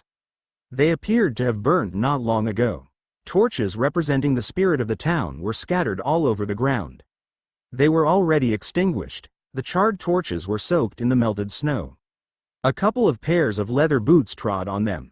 The owners of those leather boots were a few soldiers in red armor. They hurried to the city hall as they shook the snow off their bodies and walked into the hall. The mayor of Torchtown, Lubin Campbell, sat in the hall accompanied by dozens of officials who stood around a large table with serious expressions on their faces. Lubin got up excitedly when he saw the guards approaching them. "You're back. How's the investigation?" "My lord, we've already investigated it. The collapse of the Dragonspine Snow Mountain seems to be related to the border count. Those black rats that had appeared seem to be connected to the mountain's collapse." The leading soldier knelt on one knee respectfully as he said that. Just half a day ago, a swarm of black rats appeared in the vicinity of Torch Town. Those rodents gnawed on everything in sight, including the walls. Furthermore, the rats' bodies split into two when they consumed food, and they could not kill them no matter how hard they tried. Even soldiers who were brave and good at fighting were terrified. When they killed a rat, more rats would pounce on them. In a few minutes, the armor and longswords on their bodies would be completely devoured, and they would lose their weapons and armor. The protective combat aura on the bronze tier warriors was nothing to those rats. It was difficult for the silver tier elites to escape. There were a lot of silver tier rats in the group. They were each the size of a human and possessed 6 wings. Their flying speed was substantially faster than that of comparable level warriors. They would not be able to withstand it if 2 rats surrounded and assaulted a silver tier fighter. The most terrifying aspect was that the rats ate the corpses of the fallen warriors and continued to breed. The death rate was not even close to the rats' reproduction rate. In the end, it was Lubin who asked the Mage Guild in Torch Town to take action. They used large-scale magical arrays to destroy more than half of the rats and forced them to escape. However, no one knew when those rats would come back. Therefore, Lubin sent people to get more information about the rats. The people he sent were the few silver tier guards in front of him. Those rats appeared after the Dragonspine Snow Mountain collapsed. They must have been living on the snowy mountain a long time ago. Lord Sylvan was aware of this. Therefore, why would he destroy the Dragonspine Snow Mountain? Could he have let those devil-like rats out on purpose? Lubin's expression was unsightly. The cruelty of those rats had far exceeded all the magical beasts he knew, so he named them the Devil Rats. Torch Town had existed on the border for decades, but that was the first time it had suffered such severe damages. Not only had the town been defeated, but a third of the residents had also died. As the mayor of the town, that responsibility fell on him. "Mayor, Torch Town has suffered such a degree of damage because you neglected your duty. If you hadn't decided not to ask the border count for help in the winter, we wouldn't have been so miserable. Are you trying to shift the blame to the border count by saying that now? You are right. Perhaps since Torch Town did not spend money choosing reinforcements from Fairy Castle, the border count was displeased and destroyed the Dragonspine Snow Mountain to free those devil rats. Maybe the border count was disappointed in us. I heard that Monty Town, who has been competing with us, is doing well. It appears that they had acquired a significant amount of high-quality materials from a location known as Black Moon Castle and prospered. That may be proof that the border count values Monty Town. If this goes on, Monty Town will become stronger, and our town will become weaker. In such a situation, we won't be able to maintain the same strength as Monty Town." Behind him, a few elderly officials spoke in a flurry of words, which made Lubin's face turn even uglier. As expected, those folks had placed the blame on him. They could not do anything else, but they were masters of eluding each other.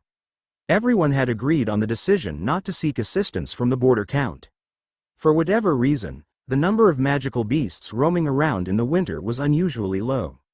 Even if some great magical beasts were to invade the town's gold-tier Mage Guild elites could defend them.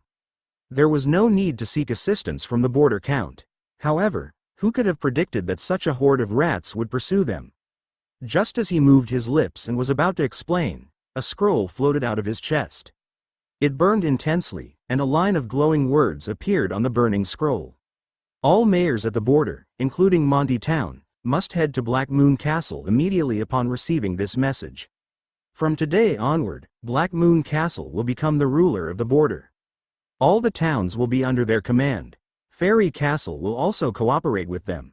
Anyone who violates this rule will be expelled from the border. The address of Black Moon Castle is as follows. What's going on? Lubin looked confused. That scroll had been given to him by the border count. It was meant for him to ask for help in times of crisis. He had planned to use it if the devil rats returned, but he did not expect the scroll to burn on its own and gave him an order.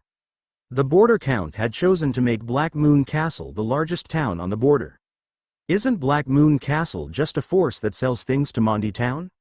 He even asked the other 4 towns to cooperate with him. He must be dissatisfied with Torch Town. It's all your fault for making that wrong decision, Lord Mayor. I wonder if our town can still retain its original form after it becomes Black Moon Town's subordinate. Will we continue to be the City Hall's officials? The officials discussed that eagerly. Instead of guessing the purpose in the Border Count's mind, they were more worried about whether they could keep their jobs. Someone looked at Lubin and said, "Lord Mayor, what should we do now?" "What else can we do? The Border Count has already said so. If we don't comply, we will definitely be expelled from the border. We might as well go to Black Moon Castle. I remember that Black Moon Castle is a new force on the border. I don't know why the Border Count thinks so highly of them. Maybe they bewitched the Border Count. Well, I'll bring more specialties from our time. By then, we can't be certain of who will control the border." Lubin clenched his fists and began to arrange for his subordinates to prepare carriages and supplies. Even though Torch Town had encountered a disaster, it was not a problem to prepare gifts worth more than 100,000 gold coins. In his opinion, the Border Count only sent that message with one purpose, which was to consolidate all the forces at the border. Black Moon Castle was most likely his puppet, which could also be Torch Town. He could probably tempt the Border Count if he gave him enough benefits. He knew that they could not underestimate Black Moon Castle. They had managed to get the Border Count to issue such an order. He had only heard of that new force and did not know more about them. However, the name had been deeply engraved into his mind. The other 3 towns on the border had also received the message. The words Black Moon Castle swept across the entire border like a storm. Everyone was shaken. Chapter 220. Watson is not an illegitimate child. Fairy Town. That was the town where the fairy castle was located. It was also one of the 4 major towns on the border. The relatives of the people who worked in Fairy Castle, such as maids and guards, were all qualified to live in that town and protected by the Border Count. At that moment, the mayor of Fairy Town, Andre, had gathered all the high-tier officials to look at a burnt scroll on the table. Andre used to be Fairy Castle's commander of the guards. He was nearly 90 years old, so he retired and became Fairy Town's mayor to help manage its affairs. The scroll he kept on him had suddenly burned into ashes, so he gathered the officials to discuss it. The Border Count sent an order to say that Black Moon Castle would manage our town in the future. He also wants me to go there, and I plan to leave soon. Andrew, who had a white beard and hair, sat upright in the chair as he looked around at everyone. "Lord Andrew, didn't the Border Count go to Black Moon Castle in person? He can make his own decisions. Do we still need to go there?" a subordinate asked weakly. "Do you think he didn't think of that? He even sent us a message while he's there. He definitely wants us there." Andrew waved his hand and stood up. "Go and prepare. We will leave now. Remember to bring more gifts. We are the Border Count's people. The things in Fairy Town also belong to him. Isn't it unnecessary to bring him his own things? Idiot, don't you have to prepare gifts when you go to someone's home? This is basic noble etiquette. Furthermore, the Border Count has always maintained a competitive relationship with the other 4 towns on the border. But he did not particularly favor any one of them. He must have deliberately supported Black Moon Castle for a reason. Perhaps he is dissatisfied with us. Do you think it's okay not to bring anything? Use your brain." After he reprimanded his subordinates, Andre turned around and looked into the distance. He had been working for the Border Count for at least a few decades, and that was the first time he had seen the Border Count make such a decision. In his heart, the Border Count had always been a fair and impartial person, and he would never act in a biased manner. Furthermore, if the Border Count wanted to support a small town, it would be better to choose Fairy Town. Why did he choose Black Moon Castle, which was not even well known? What was so special about Black Moon Castle? Vermilion Town. It was the last town on the border, and it was also a relatively small town. "Your Highness, we have just received news that the Border Count has burned a communication scroll to send a message. He wants us to make a trip to Black Moon Castle. Should we go?" In the city hall, a few guards knelt respectfully on the ground. They looked at a woman in gorgeous red and yellow clothes in the shadows with respectful eyes. The woman's name was Adele. She was the mayor of Vermilion Town. Vermilion Town was famous for its bronze-tier mineral heat ore. It was a high-energy ore that was equivalent to 1,000 caddies of coal per caddy. Every winter, the ore that absorbed the moonlight would emit a faint red light that gathered in the sky. It was like a blood-red river that hung in the sky, which was the town's wonder. Unlike other towns, Vermilion Town was a town with a high concentration of power. It did not have a city hall, and there was only one mayor, Adele. During her tenure, Vermilion Town had developed rapidly, and she was in a high position. Adele often worked with the town residents. At night, she slept in the shabby cowshed and ate the simplest couscous bread. Everyone addressed her as the Sun Princess instead of the mayor because of her approachable personality. The moon symbolized cold and darkness, while the sun was the opposite. It represented warmth and sunshine. In the eyes of the people, Adele was such a person. I understand. Let me think about it. You guys can go. The woman's beautiful and gentle voice echoed. But the border count is in a hurry. The guards wanted to say something, but when they saw the woman waved her hand, they could only shut their mouths and leave. The woman, who was hidden in the shadows, gently supported her cheeks with her right hand. There was a slight sound when her fingers tapped on her cheeks. The border count wants to unite the 4 towns. Did he discover that the king sent me to spy on him? I have always been very low-key about my work. The Vermilion Town is not particularly outstanding among the 4 towns. There's no reason for him to discover it. Something's wrong. There have been a lot of changes at the border recently. Not only did the Dragonspine Snow Mountain collapse, but a group of rats and magical beasts appeared near Vermilion Town as well. Things are gradually getting out of my control. I need to consult His Majesty first. I won't answer the border count's invitation lest he finds out something's wrong. After she made up her mind, the woman knocked on the legs of the chair. There was a sound before the chair moved to reveal a pitch-black passage below. The woman put her palms together in a praying posture and walked into the path. Black Moon Castle's banquet hall. Sylvan sat back in his chair in satisfaction after he used magic to send a message to the people in the other 4 towns. Suddenly, he thought of something and patted his forehead. Something's wrong. I seem to have sent a message to Fairy Town just now? There was no need for him to send a message to Fairy Town while he was there. It was a slip of hand. He had sent the message to everyone. The Fairy Town mayor was once the commander of the guards at my residence, Andre. He was not only a peak gold-tier warrior, but he was also a man who was proficient in human nature. I believe he'd understand that the message was a mistake. With that thought in mind, Sylvan was utterly relieved. Watson, I have already sent a message to the other 4 towns. I believe that they will arrive in a few days. I will have to bother you and stay here for the time being. Oh, right, I have mentioned the reward for the Diamond Tier Magic Staff. Watson said, Lord Sylvan, you must be joking. Of course, you should stay here. How would that bother me? Yes, you and Sylvan are a family. What do you mean by disturbing? Antonio seemed to have rested well. He shook his dizzy head and interrupted them. Lord Astrologer, you are too courteous. We are only an unimportant family. How can we be related to the border count? Perhaps if he has a daughter Watson's age, then there might be a chance for us to be a family. Edward did not understand Antonio's words. He smiled and continued to say, of course, if the border count doesn't have a daughter of the right age, then Miss Nightingale will do too. Nightingale had helped Black Moon Castle, and she had a good relationship with Watson. Edward had wanted to make Nightingale his daughter-in-law, so he said that to Sylvan. If Sylvan could agree to that marriage, then Black Moon Castle and the border count would continue to have a relationship. What was the identity of the border count? He was the master of the entire border. If they could build a relationship with the border count, then Black Moon Castle would be able to do whatever they wanted at the border. Edward had not even fawned over Antonio so much. The man was the greatest mage in the kingdom and Sylvan's master. However, there was a saying in that world, a strong dragon cannot suppress a local snake. No matter how strong Antonio was, he would have to return to the kingdom, unlike Sylvan, who could always protect them. When Watson signed the contract with Sylvan, Edward sweated profusely. Since Sylvan did not intend to exploit Black Moon Castle and did not care about Watson's rudeness, Edward felt it easy to rope him into their favor. To his surprise, as soon as he finished speaking, Antonio frowned and said, Edward, I already know about the relationship between you, Sylvan, and Watson. I'm Watson's master, so I'm not an outsider.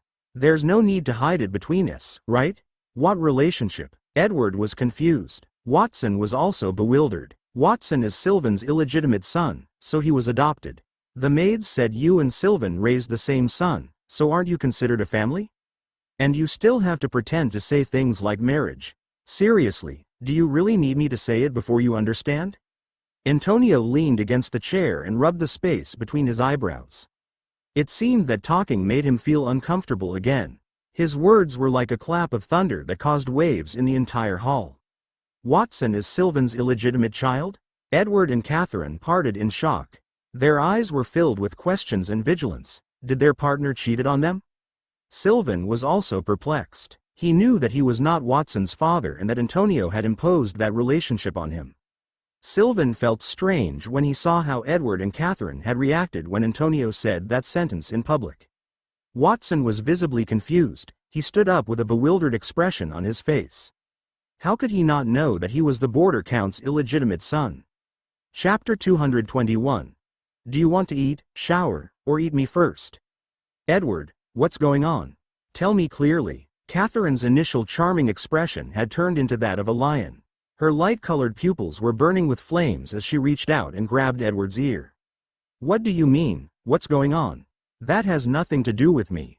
The astrologer said that Watson is the border count's illegitimate child. The border count is a man, and I am also a man. We can't have a child between the two men, right? Edward's face was pained as he was dragged by his ear. He screamed in agony and defended himself. Catherine considered it and concluded that this was the case. She relaxed her grip a little bit more. So, with whom do you think the border count had a child?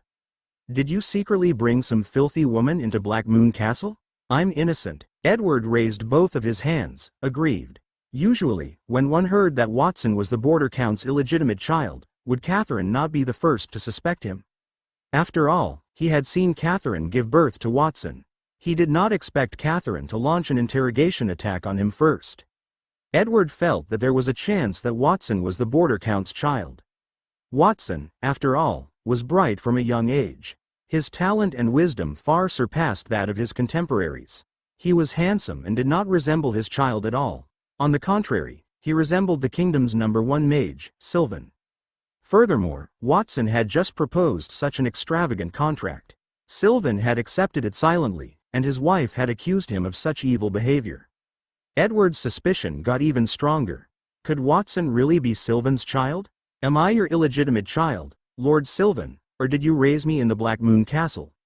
Who told you that? Watson listened for a long time from the side, and the corner of his mouth twitched as he looked at Sylvan. He could not possibly be Sylvan's child. Sylvan was an elf, and if he were Sylvan's child, he would also have elven traits. Furthermore, if he had been Sylvan's child, he would not have had such a miserable life. Did Sylvan say that because Black Moon Castle was powerful and wanted to get close to him, so he purposefully took advantage of him? Watson, why do you ask that? Don't you know? Sylvan was stumped. Antonio had asked him to be Watson's father. He thought that Antonio might not have told Edward and his wife, or at least Watson. He did not expect that Watson did not know either. Subconsciously, he looked at Antonio, who was resting with his eyes closed. Master, what's going on? You said Watson was my illegitimate child. Are you kidding me? I don't have that kind of leisure. Did I not make it clear just now? I heard Watson was your illegitimate child. I did not make that up. The maids in the house said that. Antonio rubbed his sore eyes. He sensed that the atmosphere was not right. He looked at Sylvan. Maybe this is a misunderstanding. Sylvan, are you sure you're not Watson's father? I'm sure. Then why didn't you refute me when I said that you were Watson's father? Sylvan gave a bitter smile in response to Antonio's constant questioning. He had already understood. That is because I assumed everything was planned by you, Master. I thought you wanted me to give Watson the identity as my illegitimate son so that he would not be attacked at the border. That is why I said yes. Actually, I have nothing to do with Watson. Master, perhaps the maids were spreading rumors and deceived you. So it turned out to be a misunderstanding. Watson sighed. He was startled when he said that it was impossible for him to be Sylvan's son. I want to see which maid is so bold to spread such nonsense. She even misled the astrologer. If I find her, I will definitely punish her. Edward also reacted. He exhaled a sigh of relief and retorted angrily. If nothing like that happened, why would the maids spread such a thing? Catherine pinched his waist as soon as his voice fell. Have you ever heard the saying, there is no smoke without fire? I want you to come out with me. I would like to know what you have been up to lately. Did gaining control of Black Moon Castle make you proud? Do not even think about touching me until you have explained everything clearly. The two of them talked as they left the hall. Edward shouted, No, honey. Then their voices got further away. Let's go and take a look. Antonio and Sylvan exchanged glances. Both of them felt a little awkward, especially Antonio. He had overheard the maids in the mansion discussing Watson and Sylvan's relationship, so he went to Sylvan to confirm it. He had not anticipated making such a significant error. The four of them left. For a moment, the hall became empty. Only Margaret and Lilith stayed behind. Margaret watched her father leave with a pitying gaze. Then, she came to Watson's side. She put her arm on Watson's shoulder and looked curiously at the pen of truth floating in front of him. She said, Watson, that pen of yours looks very interesting. Not only can it fly in the air, but it can also ride by itself. Can you lend it to me for 2 days? I'm sorry, I'm young Master Watson's personal servant. No one else has the right to order me. Master, do you think I'm right? The pen of truth wrote such words in the air, and Watson shook his head. Margaret is my sister. You have to treat her with the same respect as you treat me. Since she wants you, you can go help her. The pen of truth's ability to detect lies passively was extremely annoying. Furthermore, every time it finished something, it would ask him if he had done it correctly, which confused him. In addition, Margaret was constantly bugging him to write books, which bothered him. When those two problems are combined, he might be able to find some peace. Master, do you not want me anymore? Crying. The pen of truth wrote down the aggrieved words and even drew a crying expression at the back. How is that possible? Watson said something that he did not want to say. I only asked you to assist my sister for a few days. I did not say I would always ask you to assist her. In addition, Margaret and I are family. It is the same as if you helped me if you help her. All right, my honorable master, I will definitely try my best to complete the task that you gave me. The pen of truth perked up when it learned it was assisting Watson. The pen's shaft trembled with excitement, and Margaret clutched it in her hand after she said, Thank you very much, Watson. It just so happens that the gold-tier goatskin paper I asked Big Brother to buy is a little difficult to use. I will not have to worry about writing with too much effort with that quill pen. She exited the hall with zeal. Watson took a breath and opened his mouth. He was about to tell his sister that there were some rules about using the pen of truth when he noticed Margaret had already left. He gave up and turned around to look at Lilith, who sat shyly beside him. My honorable master, may I know what I should do? Lilith asked shyly. You can be a maid here. You can be the assistant head housemaid. Initially, Watson wanted Lilith to be an instructor for the Black Moon Knights. After all, Lilith's strength was at the peak of the platinum tier. However, he thought about it again. Lilith was from an ancient race, the Hell Barons. Her combat style might not be suitable for humans. Furthermore, she clearly had a prejudice against humans. It would not be good if she were the instructor. It was better for her to be a maid. After Lilith merged with Moriarty, not only did she have fairer skin, beautiful long legs, but she also had the seductive charm of a different race. No matter how one looked at it, she looked gorgeous. Yes, my respected master. Lilith agreed happily at first. Then, she scratched her head. May I ask, master, what is a maid, and what would I do every day? We can teach you that. A woman's voice came from outside the door at that moment. Capella and Wendy, both dressed as maids, entered at the same time. They approached Watson and bowed respectfully. Then Capella cast a glance at Lilith. To be more specific, a maid is a profession that serves the master and meets all of the master's needs. I am in charge of the maids in this house. One of the head housemaids, Wendy said. She ignored Wendy. Capella continued to say, as one of the head housemaids, my duty is to manage the other maids, make sure their actions conform to etiquette, and learn how to do them more effectively. If you want to be a qualified maid, you'll have to learn from me. Otherwise, I have the right to transfer you out of the maid team, even if young Master Watson appointed you. Do you understand? So, these so-called maids are similar to slaves. Even though I'm not good at that kind of thing, I'm willing to become the master's slave." Lilith slapped her forehead in excitement to show that she understood, indicating that Capella could start teaching her. "I'll teach you the first lesson of becoming a maid now. What I'm going to say next is something that all maids should know." Capella turned around and came in front of Watson. She gazed at him lovingly and placed her hands on her abdomen. "Young master, you must be tired after being away from home for such a long time. Do you want to eat or take a shower first, or perhaps eat me first?" Peeved, Watson picked up the cup and was about to drink it when he suddenly spat it all out and wiped the water stains on his body. "It's not just her, it's us," Wendy added, glaring at her angrily. Capella had no choice but to change her words and pointed at Lilith. "Young master, would you want to eat or take a shower first, or perhaps eat us first?" "That's easy." Lilith came in front of Watson and bent down with a swoosh. She began to remove her clothes until they were all off. They saw her snow-white and plump body, which seemed like jade sculpture. It attracted the surrounding people's attention. Capella and Wendy were stunned and shouted, "What are you doing?" Lilith stretched her hands behind her back and held her hair. She even had a strand of hair in her mouth and spoke in a normal tone. "He's supposed to eat me, right? How can master enjoy it if I don't take off all my clothes?" "Don't worry, I'm a hell baron. I'm different from the low-class humans. Even if master consumes me, I can be resurrected as long as there are still bits of me left. I thought maids were only slaves, but I misunderstood. So, maids are master's food source." Plop. Watson fell from his chair and felt a bout of dizziness in his head. What were those people thinking? His parents were arguing about whose child he was, while Lilith thought he would eat her. When he considered how that kind of daily routine would continue, he felt exhausted. It was more tiring than fighting a terrifying enemy for 300 rounds. Chapter 222. The Gathering at Black Moon Town. Time flew by, and 2 days had passed. During those 2 days, Watson had not been idle. He had been practicing the 2 special abilities he had mastered after advancing to Platinum tier. His words followed the law of domain. He had a fusion system that could fuse powerful underlings or magical beasts, but those were all external objects. Power was the right path to take.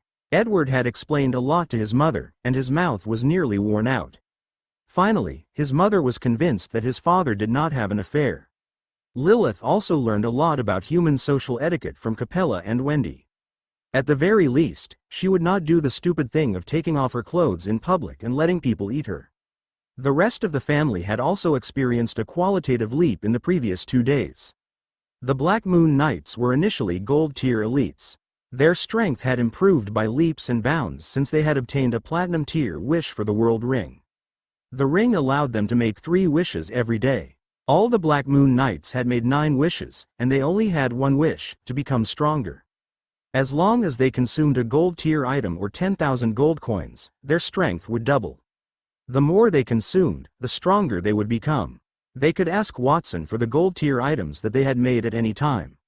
Watson had previously proposed a points system for the Black Moon Knights. Those who helped build the Black Moon Castle would be rewarded with points. The ways to earn points included, but were not limited to, capturing magical beasts and picking herbs. Points were equivalent to gold coins. Outside of training, many Black Moon Knights went out to hunt or even do bounty missions to earn points.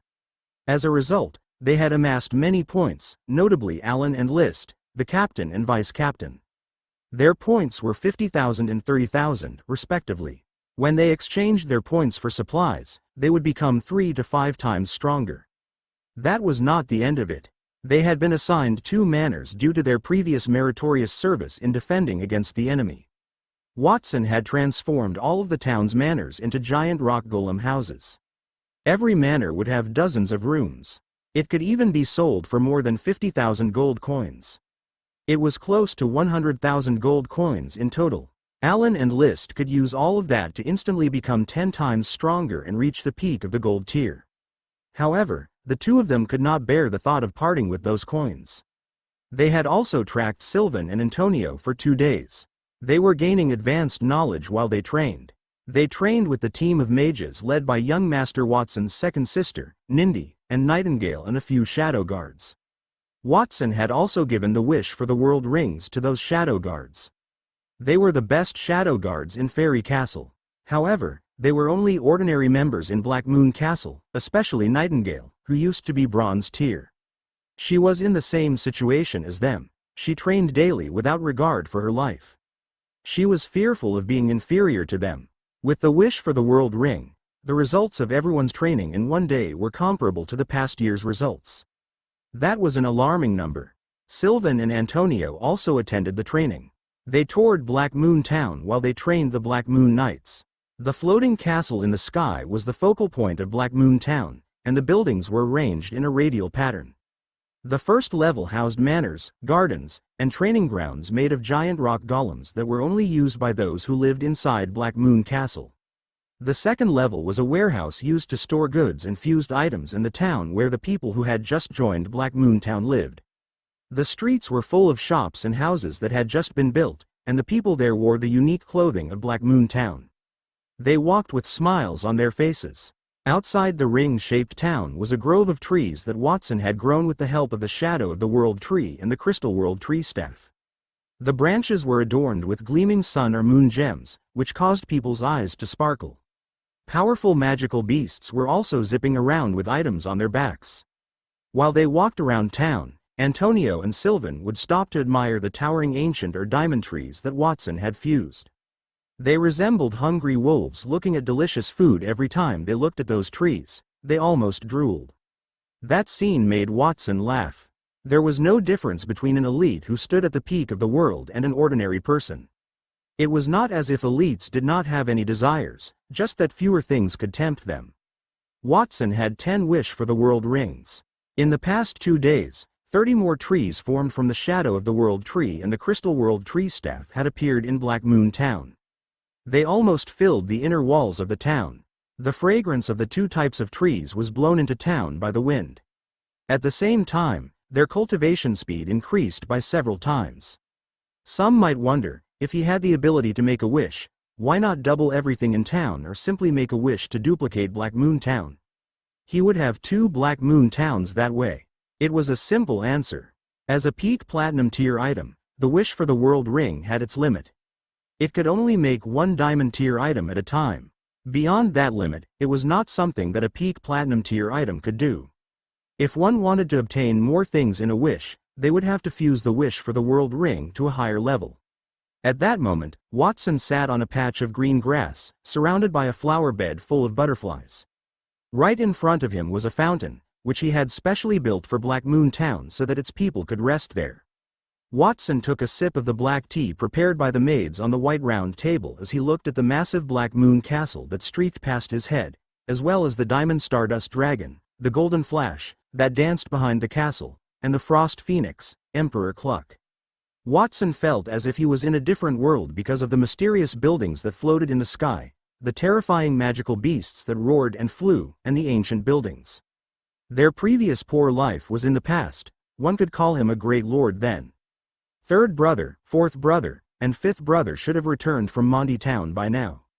Watson set down his teacup and took out 3 rings with starlight around them as he muttered to himself. He had fused those rings for a long time. He was only waiting for his brothers to come home to claim them. As if sensing his wish, a handsome young male servant spread his combat aura wings, which represented a silver tier warrior, and flew in front of him from mid-air.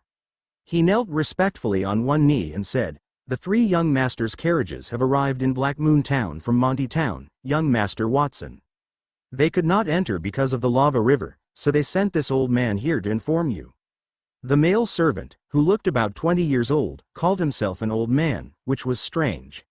However, Watson knew that the so-called old man was almost 60 years old and had yet to reach the bronze tier 2 days ago.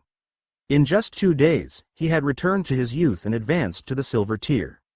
He did not know how many things the man had spent on that wish. After cursing inwardly, Watson stood up. "Lead the way. I want to welcome my 3 older brothers."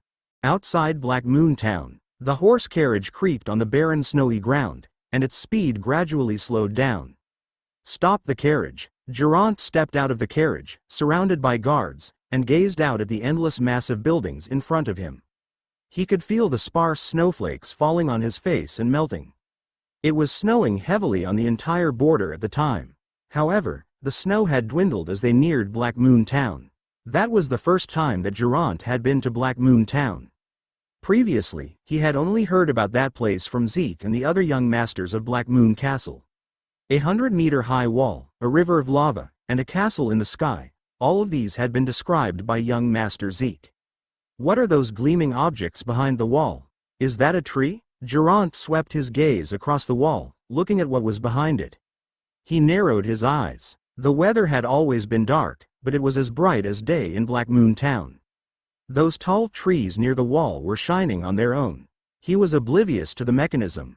We have finally arrived. Fortunately, we have been following them for 2 days. It would have been difficult to find this location otherwise. Then we will have to find a way to sneak in.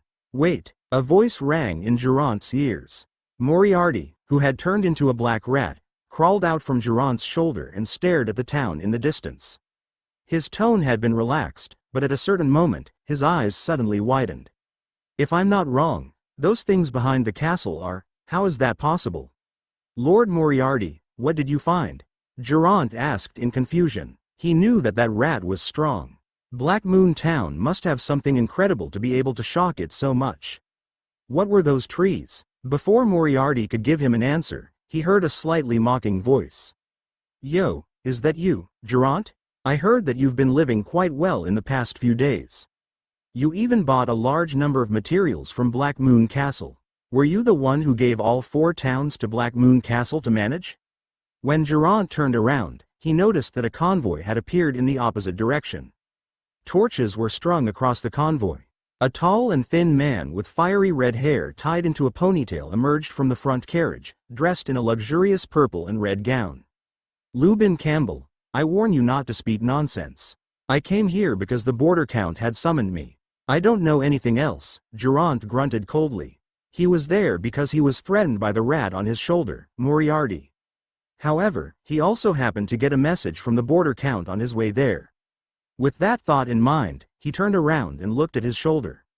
Then, he realized that Moriarty, who had been standing on top a moment ago, had disappeared without a trace. He immediately placed all his attention on Lubin.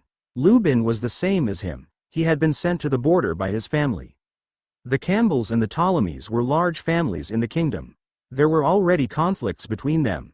In addition, the two of them were mayors. Due to their competitive relationship, they had long disliked each other. Gerland did not feel strange about Lubin's arrival. However, he could not understand how Lubin had gotten there so quickly when Torch Town was further away.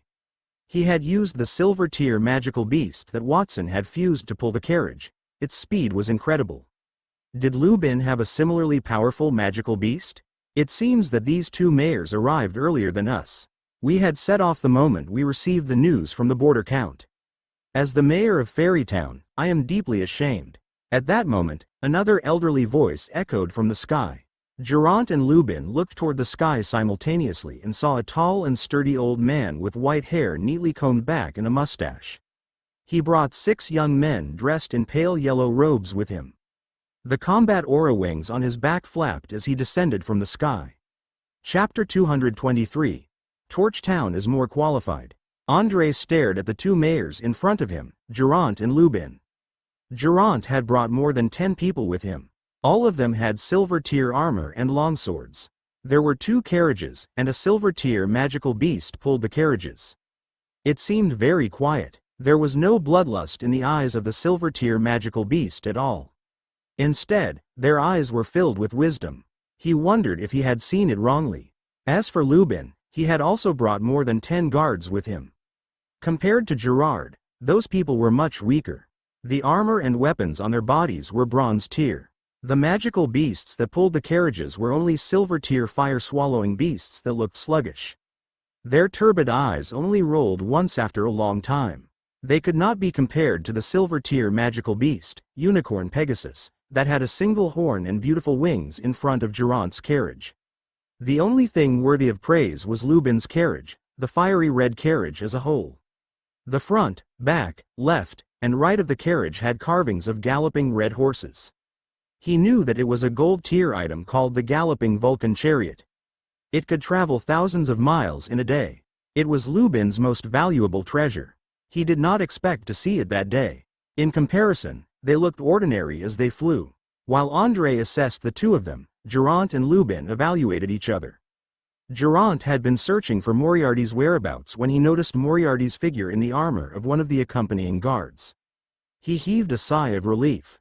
Lubin was watching the people Geraint had brought over, as well as the magical beasts. His expression was unflattering. He had gone there to investigate Black Moon Castle and to give a gift to Sylvan. He had hoped that Sylvan would change his mind. He wanted to make Torchtown the largest town on the border.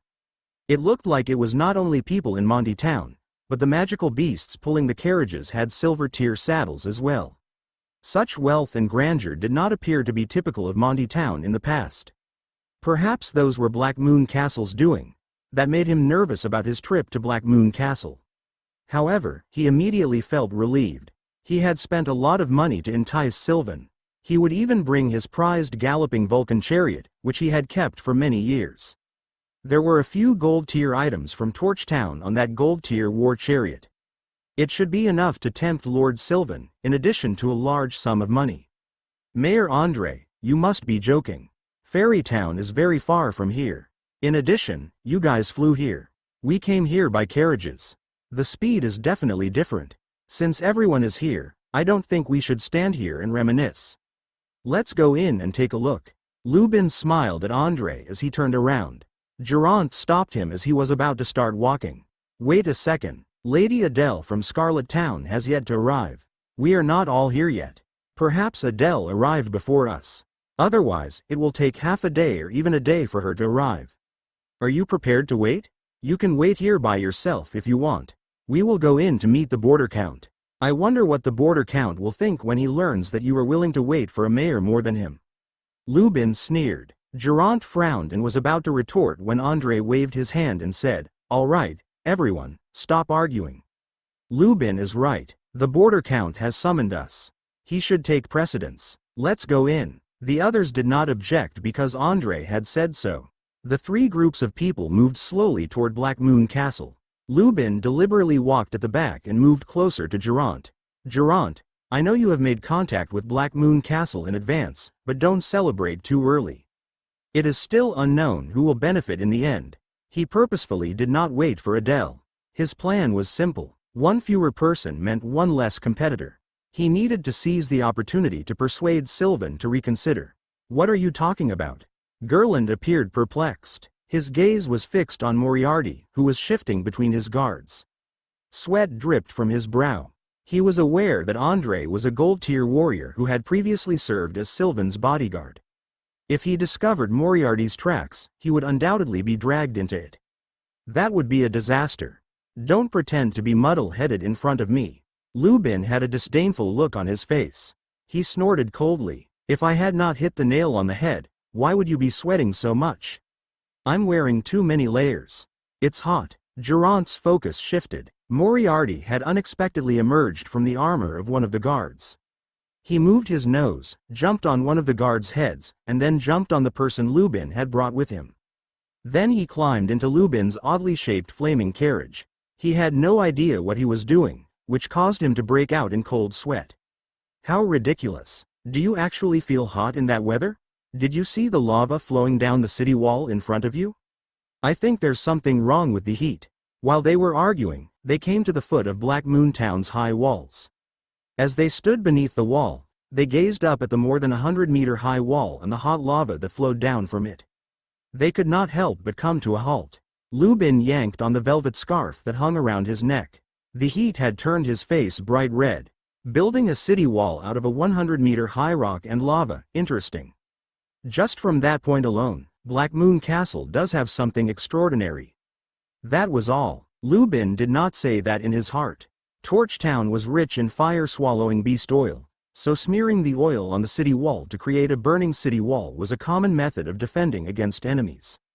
It reminded him of the lava wall in front of him. Torchtown's wall was only 1/10 the height of the wall in front of him, but that was because a little over the 10-meter wall was sufficient. Torchtown did not have to spend a lot of money to build a higher wall. Lubin felt that Torchtown was superior to Black Moon Town after comparing the two discreetly.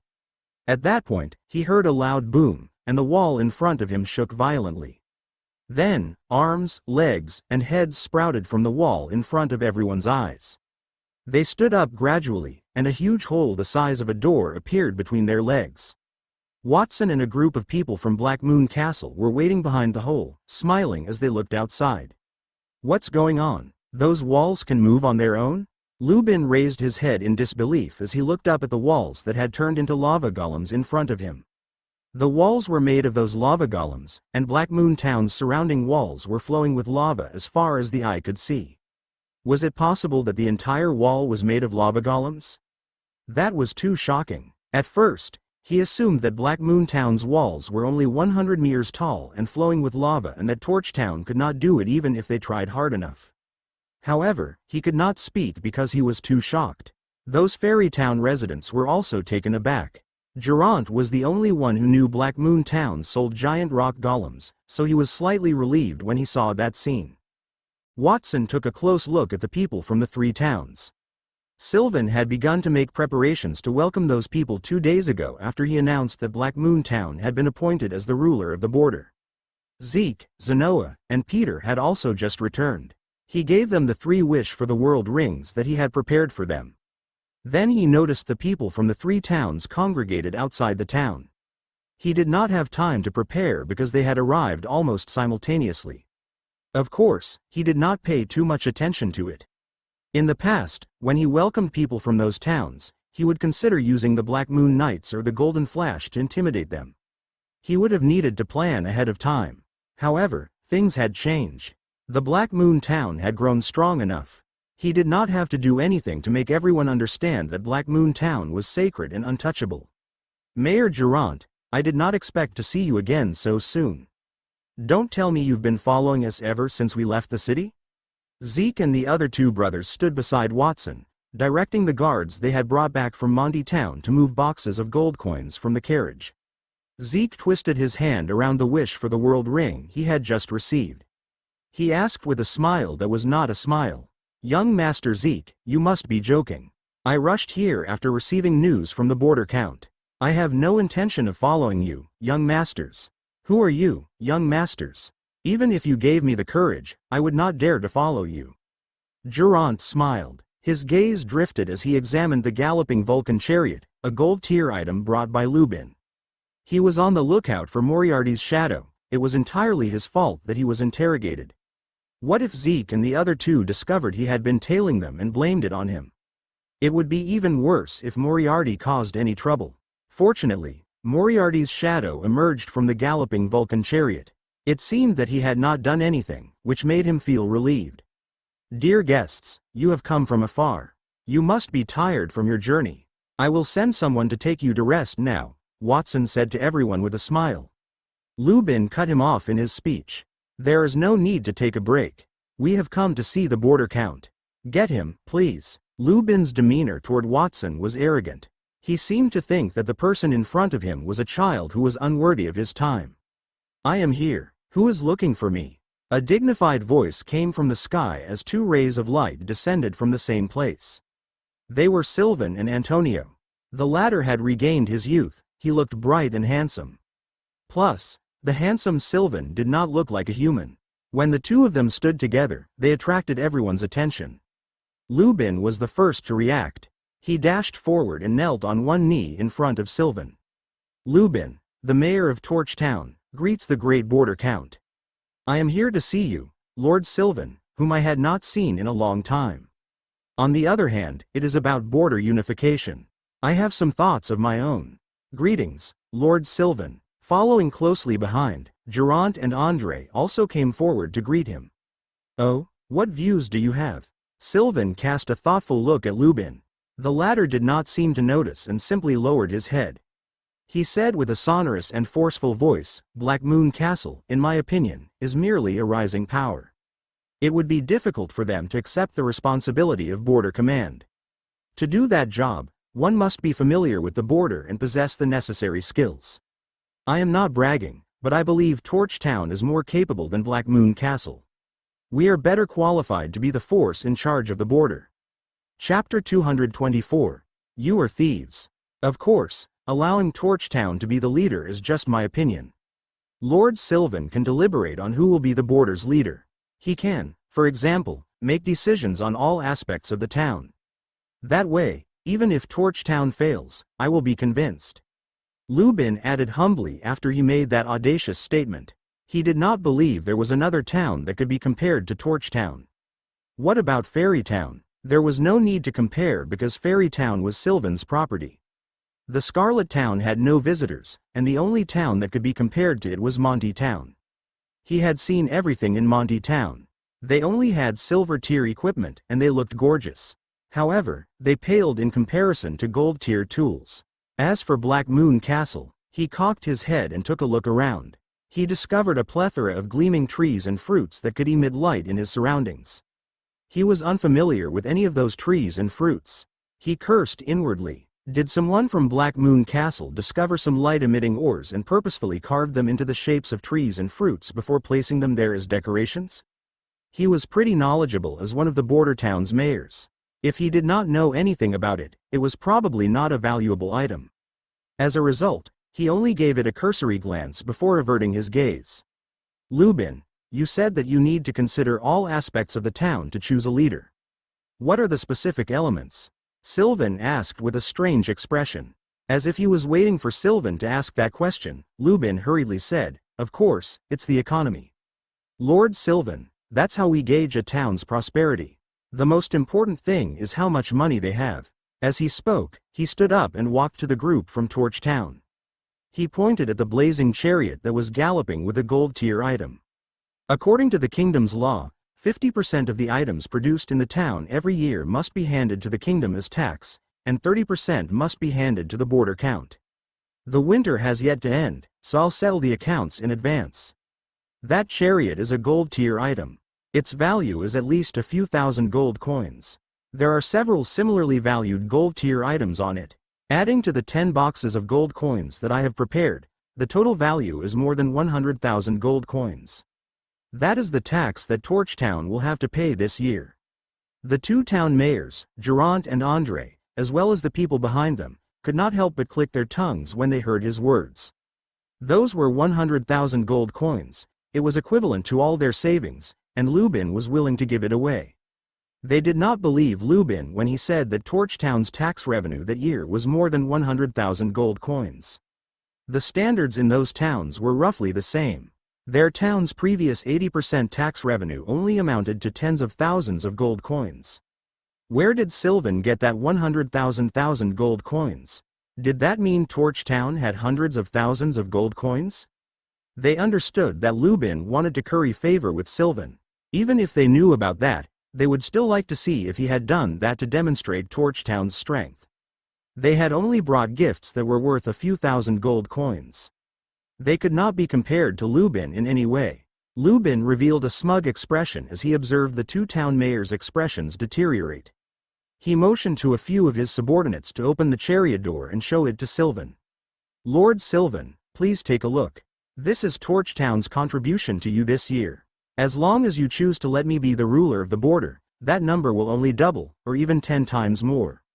There was complete silence as everyone stared blankly at the carriage behind him. No one cried out in surprise.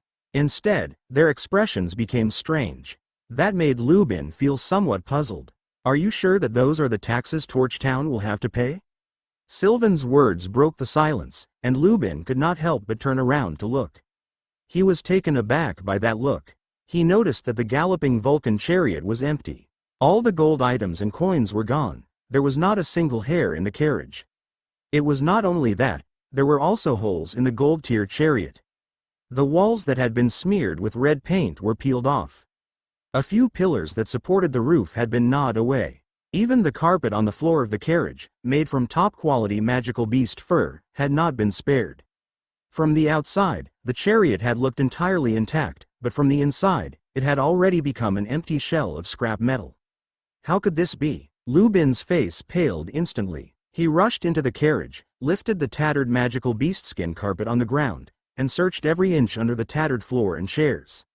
No, still no, it's impossible. It was one thing to destroy the Vulcan chariot. He vividly remembered bringing a slew of gold tier items, including the enigmatic Holy Grail, which would continue to have water in it. They were locked in 10 separate boxes. However, aside from the gold, even the boxes had vanished. Lubin, what is the matter with you? That is the tax you said you would pay in advance to Lord Sylvan. I am curious if those items would add up to 1,000 gold coins. Did Torchtown have a small harvest this year? Durant teased him from the sidelines. Lubin, he reasoned, had to have brought a lot of stuff when he arrived, or he would not be so confident about it. However, the items were gone. He suspected Moriarty, who had sneaked into the carriage, had done something to them. He turned around to see Moriarty circling a tree more than 100 meters tall in the distance, gleaming with the luster of diamonds. He tried to open his mouth and eat the bark. The diamond tree was very hard, and he chewed for a long time, but he could not bite a piece off. Durant could see why Moriarty would steal treasures. After all, magical beasts feed to grow stronger, but why would it gnaw on the bark? Was it because the bark was a treasure more valuable than a gold-tier item? Perhaps Moriarty had devoured so many treasures that he was full? He simply chose a random location to grind his teeth. Durant was puzzled. He did not have much time to think before someone grabbed his collar. It was Lubin. His face was flushed red as he questioned him furiously. Do not be sarcastic, Durant. Tell me, did you take anything from my carriage? Mayor Lubin, when you speak, you must pay attention to the evidence. What gives you the right to say that? Lord Sylvan is watching from the side. If you don't have proof, then it is just slander. A casual slander doesn't demonstrate the grace of a noble. Durant spoke indifferently as he patted Lubin's arm. Lubin's expression changed as a result of his words. Lubin decided to let it go because he did not want to humiliate Sylvan. My carriage has at least 100,000 gold coins as well as a few valuable gold-tier items. When I got out of the carriage, I double-checked that everything was still there. Then, those things vanished in such a short period. Someone must have stolen them, and that person is still here. If it's not Durant or someone from Black Moon Castle, then I will search everyone. Despite the lack of evidence, his belongings were indeed lost there. There was no problem with his suspicions. Mayor Lubin, you have to understand that this is Black Moon Castle and not Torchtown. You should follow our rules and not do whatever you want, Watson said with a smile, but his tone was solemn. I don't care. I've lost my things here, so you have to give me an explanation. If you did not steal it, you must let me search you. If you don't dare to let me search for you, then it shows that you have a guilty conscience. Lubin snorted coldly. He knew that such words would damage the dignity of the nobles, but he had no choice. That was a huge sum of money, more than 100,000 gold coins. It had pained him to take them out. It was almost equivalent to all his savings. How could he let things go when he had lost them? Mayor Lubin, look at Black Moon Town. We're so rich, why would we covet your assets? And you only brought a gold-tier item. Even a platinum-tier item is not worthy of our attention. Zeke, who had just returned home, interjected. Watson had already told him that the gift was a platinum-tier ring, and everyone in the family had one, which was equivalent to more than 100,000 platinum-tier items. Meanwhile, some of the trees inside the city wall were diamond-tier items. With so many platinum and diamond-tier items, who would covet a few gold-tier items? Don't be ridiculous. What do you mean platinum-tier items? Do you know how many platinum-tier items there are in the entire kingdom? Also, you said there are so many assets in Black Moon Town that no one would covet my property. I admit that Black Moon Town does have a lot of assets, but who knows where those assets came from? Perhaps they were obtained through robbery. What did you say? Zeke's rage grew as Lubin's tone refuted him. He took a step forward, but Watson stopped him. How about this, Mayor Lubin? I am willing to help you with a body search. If you find something that belongs to you, I'll apologize and compensate you for twice the amount you lost. But what if you don't find anything on me? Lubin snorted coldly. If I don't find anything, I'll kneel and apologize to you. If you say so. The smile on Watson's face grew wider. He patted Zeke's shoulder and signaled his brother to relax. He walked toward Lubin, opened his arms, and said, Mayor Lubin, you can search me now. Lubin pouted. He did not stand in the ceremony and immediately searched Watson's body. Then, he saw Watson's hands. What are those on your hands? Lubin grabbed the 10 glowing rings on Watson's finger. His eyes went blank. He did not know what those rings were, but with his years of experience as a mayor, he knew that those rings were not simple. They were at least peak gold-tier items, which made him less suspicious of Watson as a thief. However, he had already started to search his body and could not retreat. Those are Black Moon Castle's wishing rings. They are not uncommon. Everyone here owns one. Watson simply took the ring off so that Lubin could examine them. Lubin took the rings and felt a violent fluctuation on his palm. It was as if he was not holding the rings but 10 mountains. His knees immediately buckled. Plop. He had knelt on the ground. What's going on? Lubin looked at the rings in his hand in horror. Oh, right, I forgot to tell you. Those rings are all platinum tier items. They might be a little heavy for people who have not reached the gold tier. Watson's calm explanation made Lubin even more terrified. Those were platinum tier items, and there were 10 of them. How was that possible? He did not want to believe it, but the real feeling in his hand reminded him that he had to accept it. Chapter 225. I caught a little rat. Mayor Lubin, now that you have examined my hands, it is time for you to examine my body. Since it is inconvenient for you, I will remove my clothes. Watson removed his black robe and tossed it to the ground. That is the armor from a gold-tier ancient knight that I made a long time ago. It is quite comfortable, so I have not changed it, but that armor is no longer useful to me, he said. Watson was left with only his underwear after stripping naked. His bare muscles were well defined. Obviously, he could not keep anything hidden. I have already pulled out everything on me. Mayor Lubin, do you still want to continue searching? Lubin raised his head with difficulty and gritted his teeth in response to the query. Just because you did not steal anything does not mean that other people did not steal something. You mean that Lord Sylvan or my brothers have stolen something from you? Watson's expression turned cold. Apart from his 3 brothers, who had recently returned home, he was only accompanied by Sylvan and Antonio. Even though he was annoyed that Lubin suspected him of stealing, he understood the man's concern. However, if Lubin dared to point the finger at his family, then he would be embarrassed. Brat, I did not say that. Don't make things up. How could Lord Sylvan steal my things? But I can't say for sure about your brothers. And that person beside you, why didn't you introduce him? Is he the thief? Lubin threw the rings in his hand onto the ground with difficulty. He stood up angrily and pointed at Antonio. He was terrified of Watson. There were only a limited number of platinum-tier objects throughout the entire world. Watson must have lied. How could a small border force like Black Moon Castle gather all the platinum-tier items in the kingdom? Perhaps Watson purposefully set up 10 weighty gold-tier objects to falsely claim as platinum-tier to conceal the fact that they were stealing. As for Antonio, he had not met him. That handsome young man gave him a sense of déjà vu. The man had accompanied Lord Sylvan, so he did not say much. However, he was suspicious of Antonio when he saw Watson only defended his brothers. Idiot, do you not understand the situation? Sylvan, who had been watching coldly from the side, finally spoke coldly. Did you hear that, you fool? Why aren't you handing over the things you stole? If you still don't understand the situation, it will be too late when Lord Sylvan makes his move. Lubin shouted at Antonio. He thought that Sylvan had understood his thoughts and realized that Antonio was the thief. That was probably why he said that. He was surprised when Sylvan snapped his fingers at him with a gloomy look as soon as he finished speaking. Brilliant magical energy exploded in his chest with a bang. It sent him flying several meters away. He collapsed to the ground in a heap, and his clothes were scorched. The idiot I'm talking about is you, Lubin. Don't you know this person beside me? Who? Lubin struggled to get up. His carefully groomed hair had become messy, and his fat body was exposed under his charred clothes. His expression was one of pain, and his eyes were filled with confusion. He believed that the only individuals who could stand with Sylvan were his attendants or Black Moon Castle servants.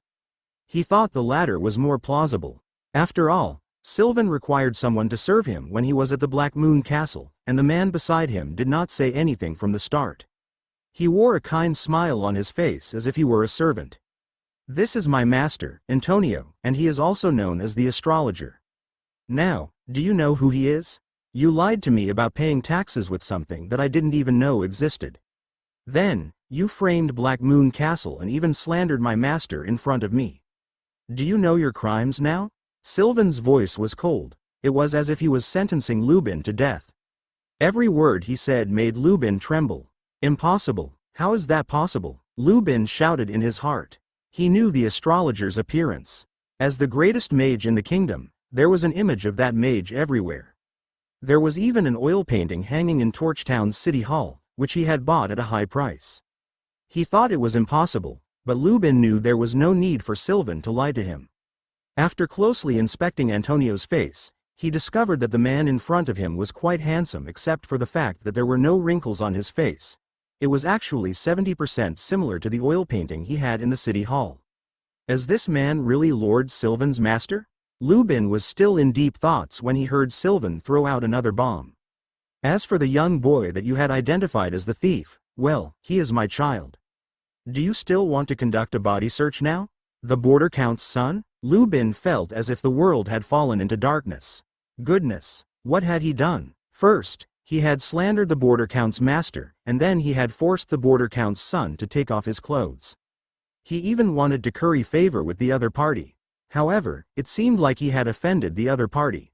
He glanced at Watson. That was the first time he had looked at that boy since he had entered the castle. He realized that Watson was young, but he had the bearing of a superior. He was also very handsome, and he looked similar to Sylvan. Perhaps they were really related by blood. That discovery made him panic. Lord Sylvan, I'm not your son. Strictly speaking, I'm your junior brother. Don't take advantage of me. If you continue like that, I won't give you the diamond tier magical staff that I had promised you before. He was still dizzy when he heard Watson's disgruntled explanation. Those words did not make him happy. Instead, it made him even more desperate. If Watson were really Sylvan's child, then he could ask Sylvan for forgiveness, and the matter would be resolved. No matter how mischievous the child was, he would still listen to his father, but Watson was not Sylvan's child.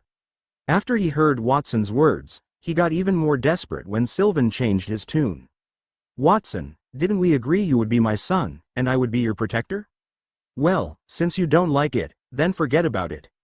I'm not taking advantage of you.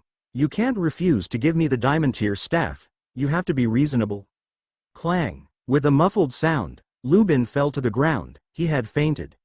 He could not take it anymore. Sylvan was not Watson's father. Instead, Watson acted like he was Sylvan's father. What had he done? Lubin had fainted. None of the guards who came with him dared to help him. Even Geraint and Andre, who stood at the side, had conflicted expressions on their faces, especially Geraint. He knew that Black Moon Castle was powerful, but he did not expect them to be so big. Even Sylvan, the border count, had to be polite in front of Watson. He was even reprimanded for making a joke. The mayor has fainted. Take him to the castle and arrange the best room for him to rest. Watson saw Lubin lying on the ground. His expression was calm. He snapped his fingers, and the wish for the world ring on the ground immediately returned to his hand. Then he put on the armor of the ancient knights. After he put on his clothes, Watson looked around. At that time, the people from the surrounding towns no longer dared to treat him as an ordinary child. They all held their breath and focused on what he would say. I'm a person who can distinguish between rewards and punishments. Just now, I proved that we didn't steal Mayor Lubin's things, and he was punished for that. However, he did lose something in Black Moon Castle, and I must help our guests to solve their problems. Watson's voice traveled far with his combat aura. At the same time, he extended a finger and pointed at the sky. So, I will find the person who stole the item and give everyone an explanation. Boom. The entire Black Moon town trembled with the loud sound. The towering ancient trees and diamond trees planted near the walls rose into the sky amidst the tremors. Their sizes shrank before they gradually turned into the platinum tier shadow of the world tree and the diamond tier magical staff. Hundreds of platinum tier diamond tools rose into the air. Everyone else looked up with widened eyes and expressions of disbelief. Hundreds of top tier tools revolved around Watson rapidly as they formed a storm. The dazzling light covered the sun in the sky, and a small black rat was thrown off during that process. It fell to the ground. Found it, the little thieving rat, staring at the familiar-looking mouse that had just landed. Watson's lips curled up, revealing a playful smile on his young face. Watson's lips curled up. There was a joyful smile on his youthful face as he stared at the familiar-looking rat that had just landed.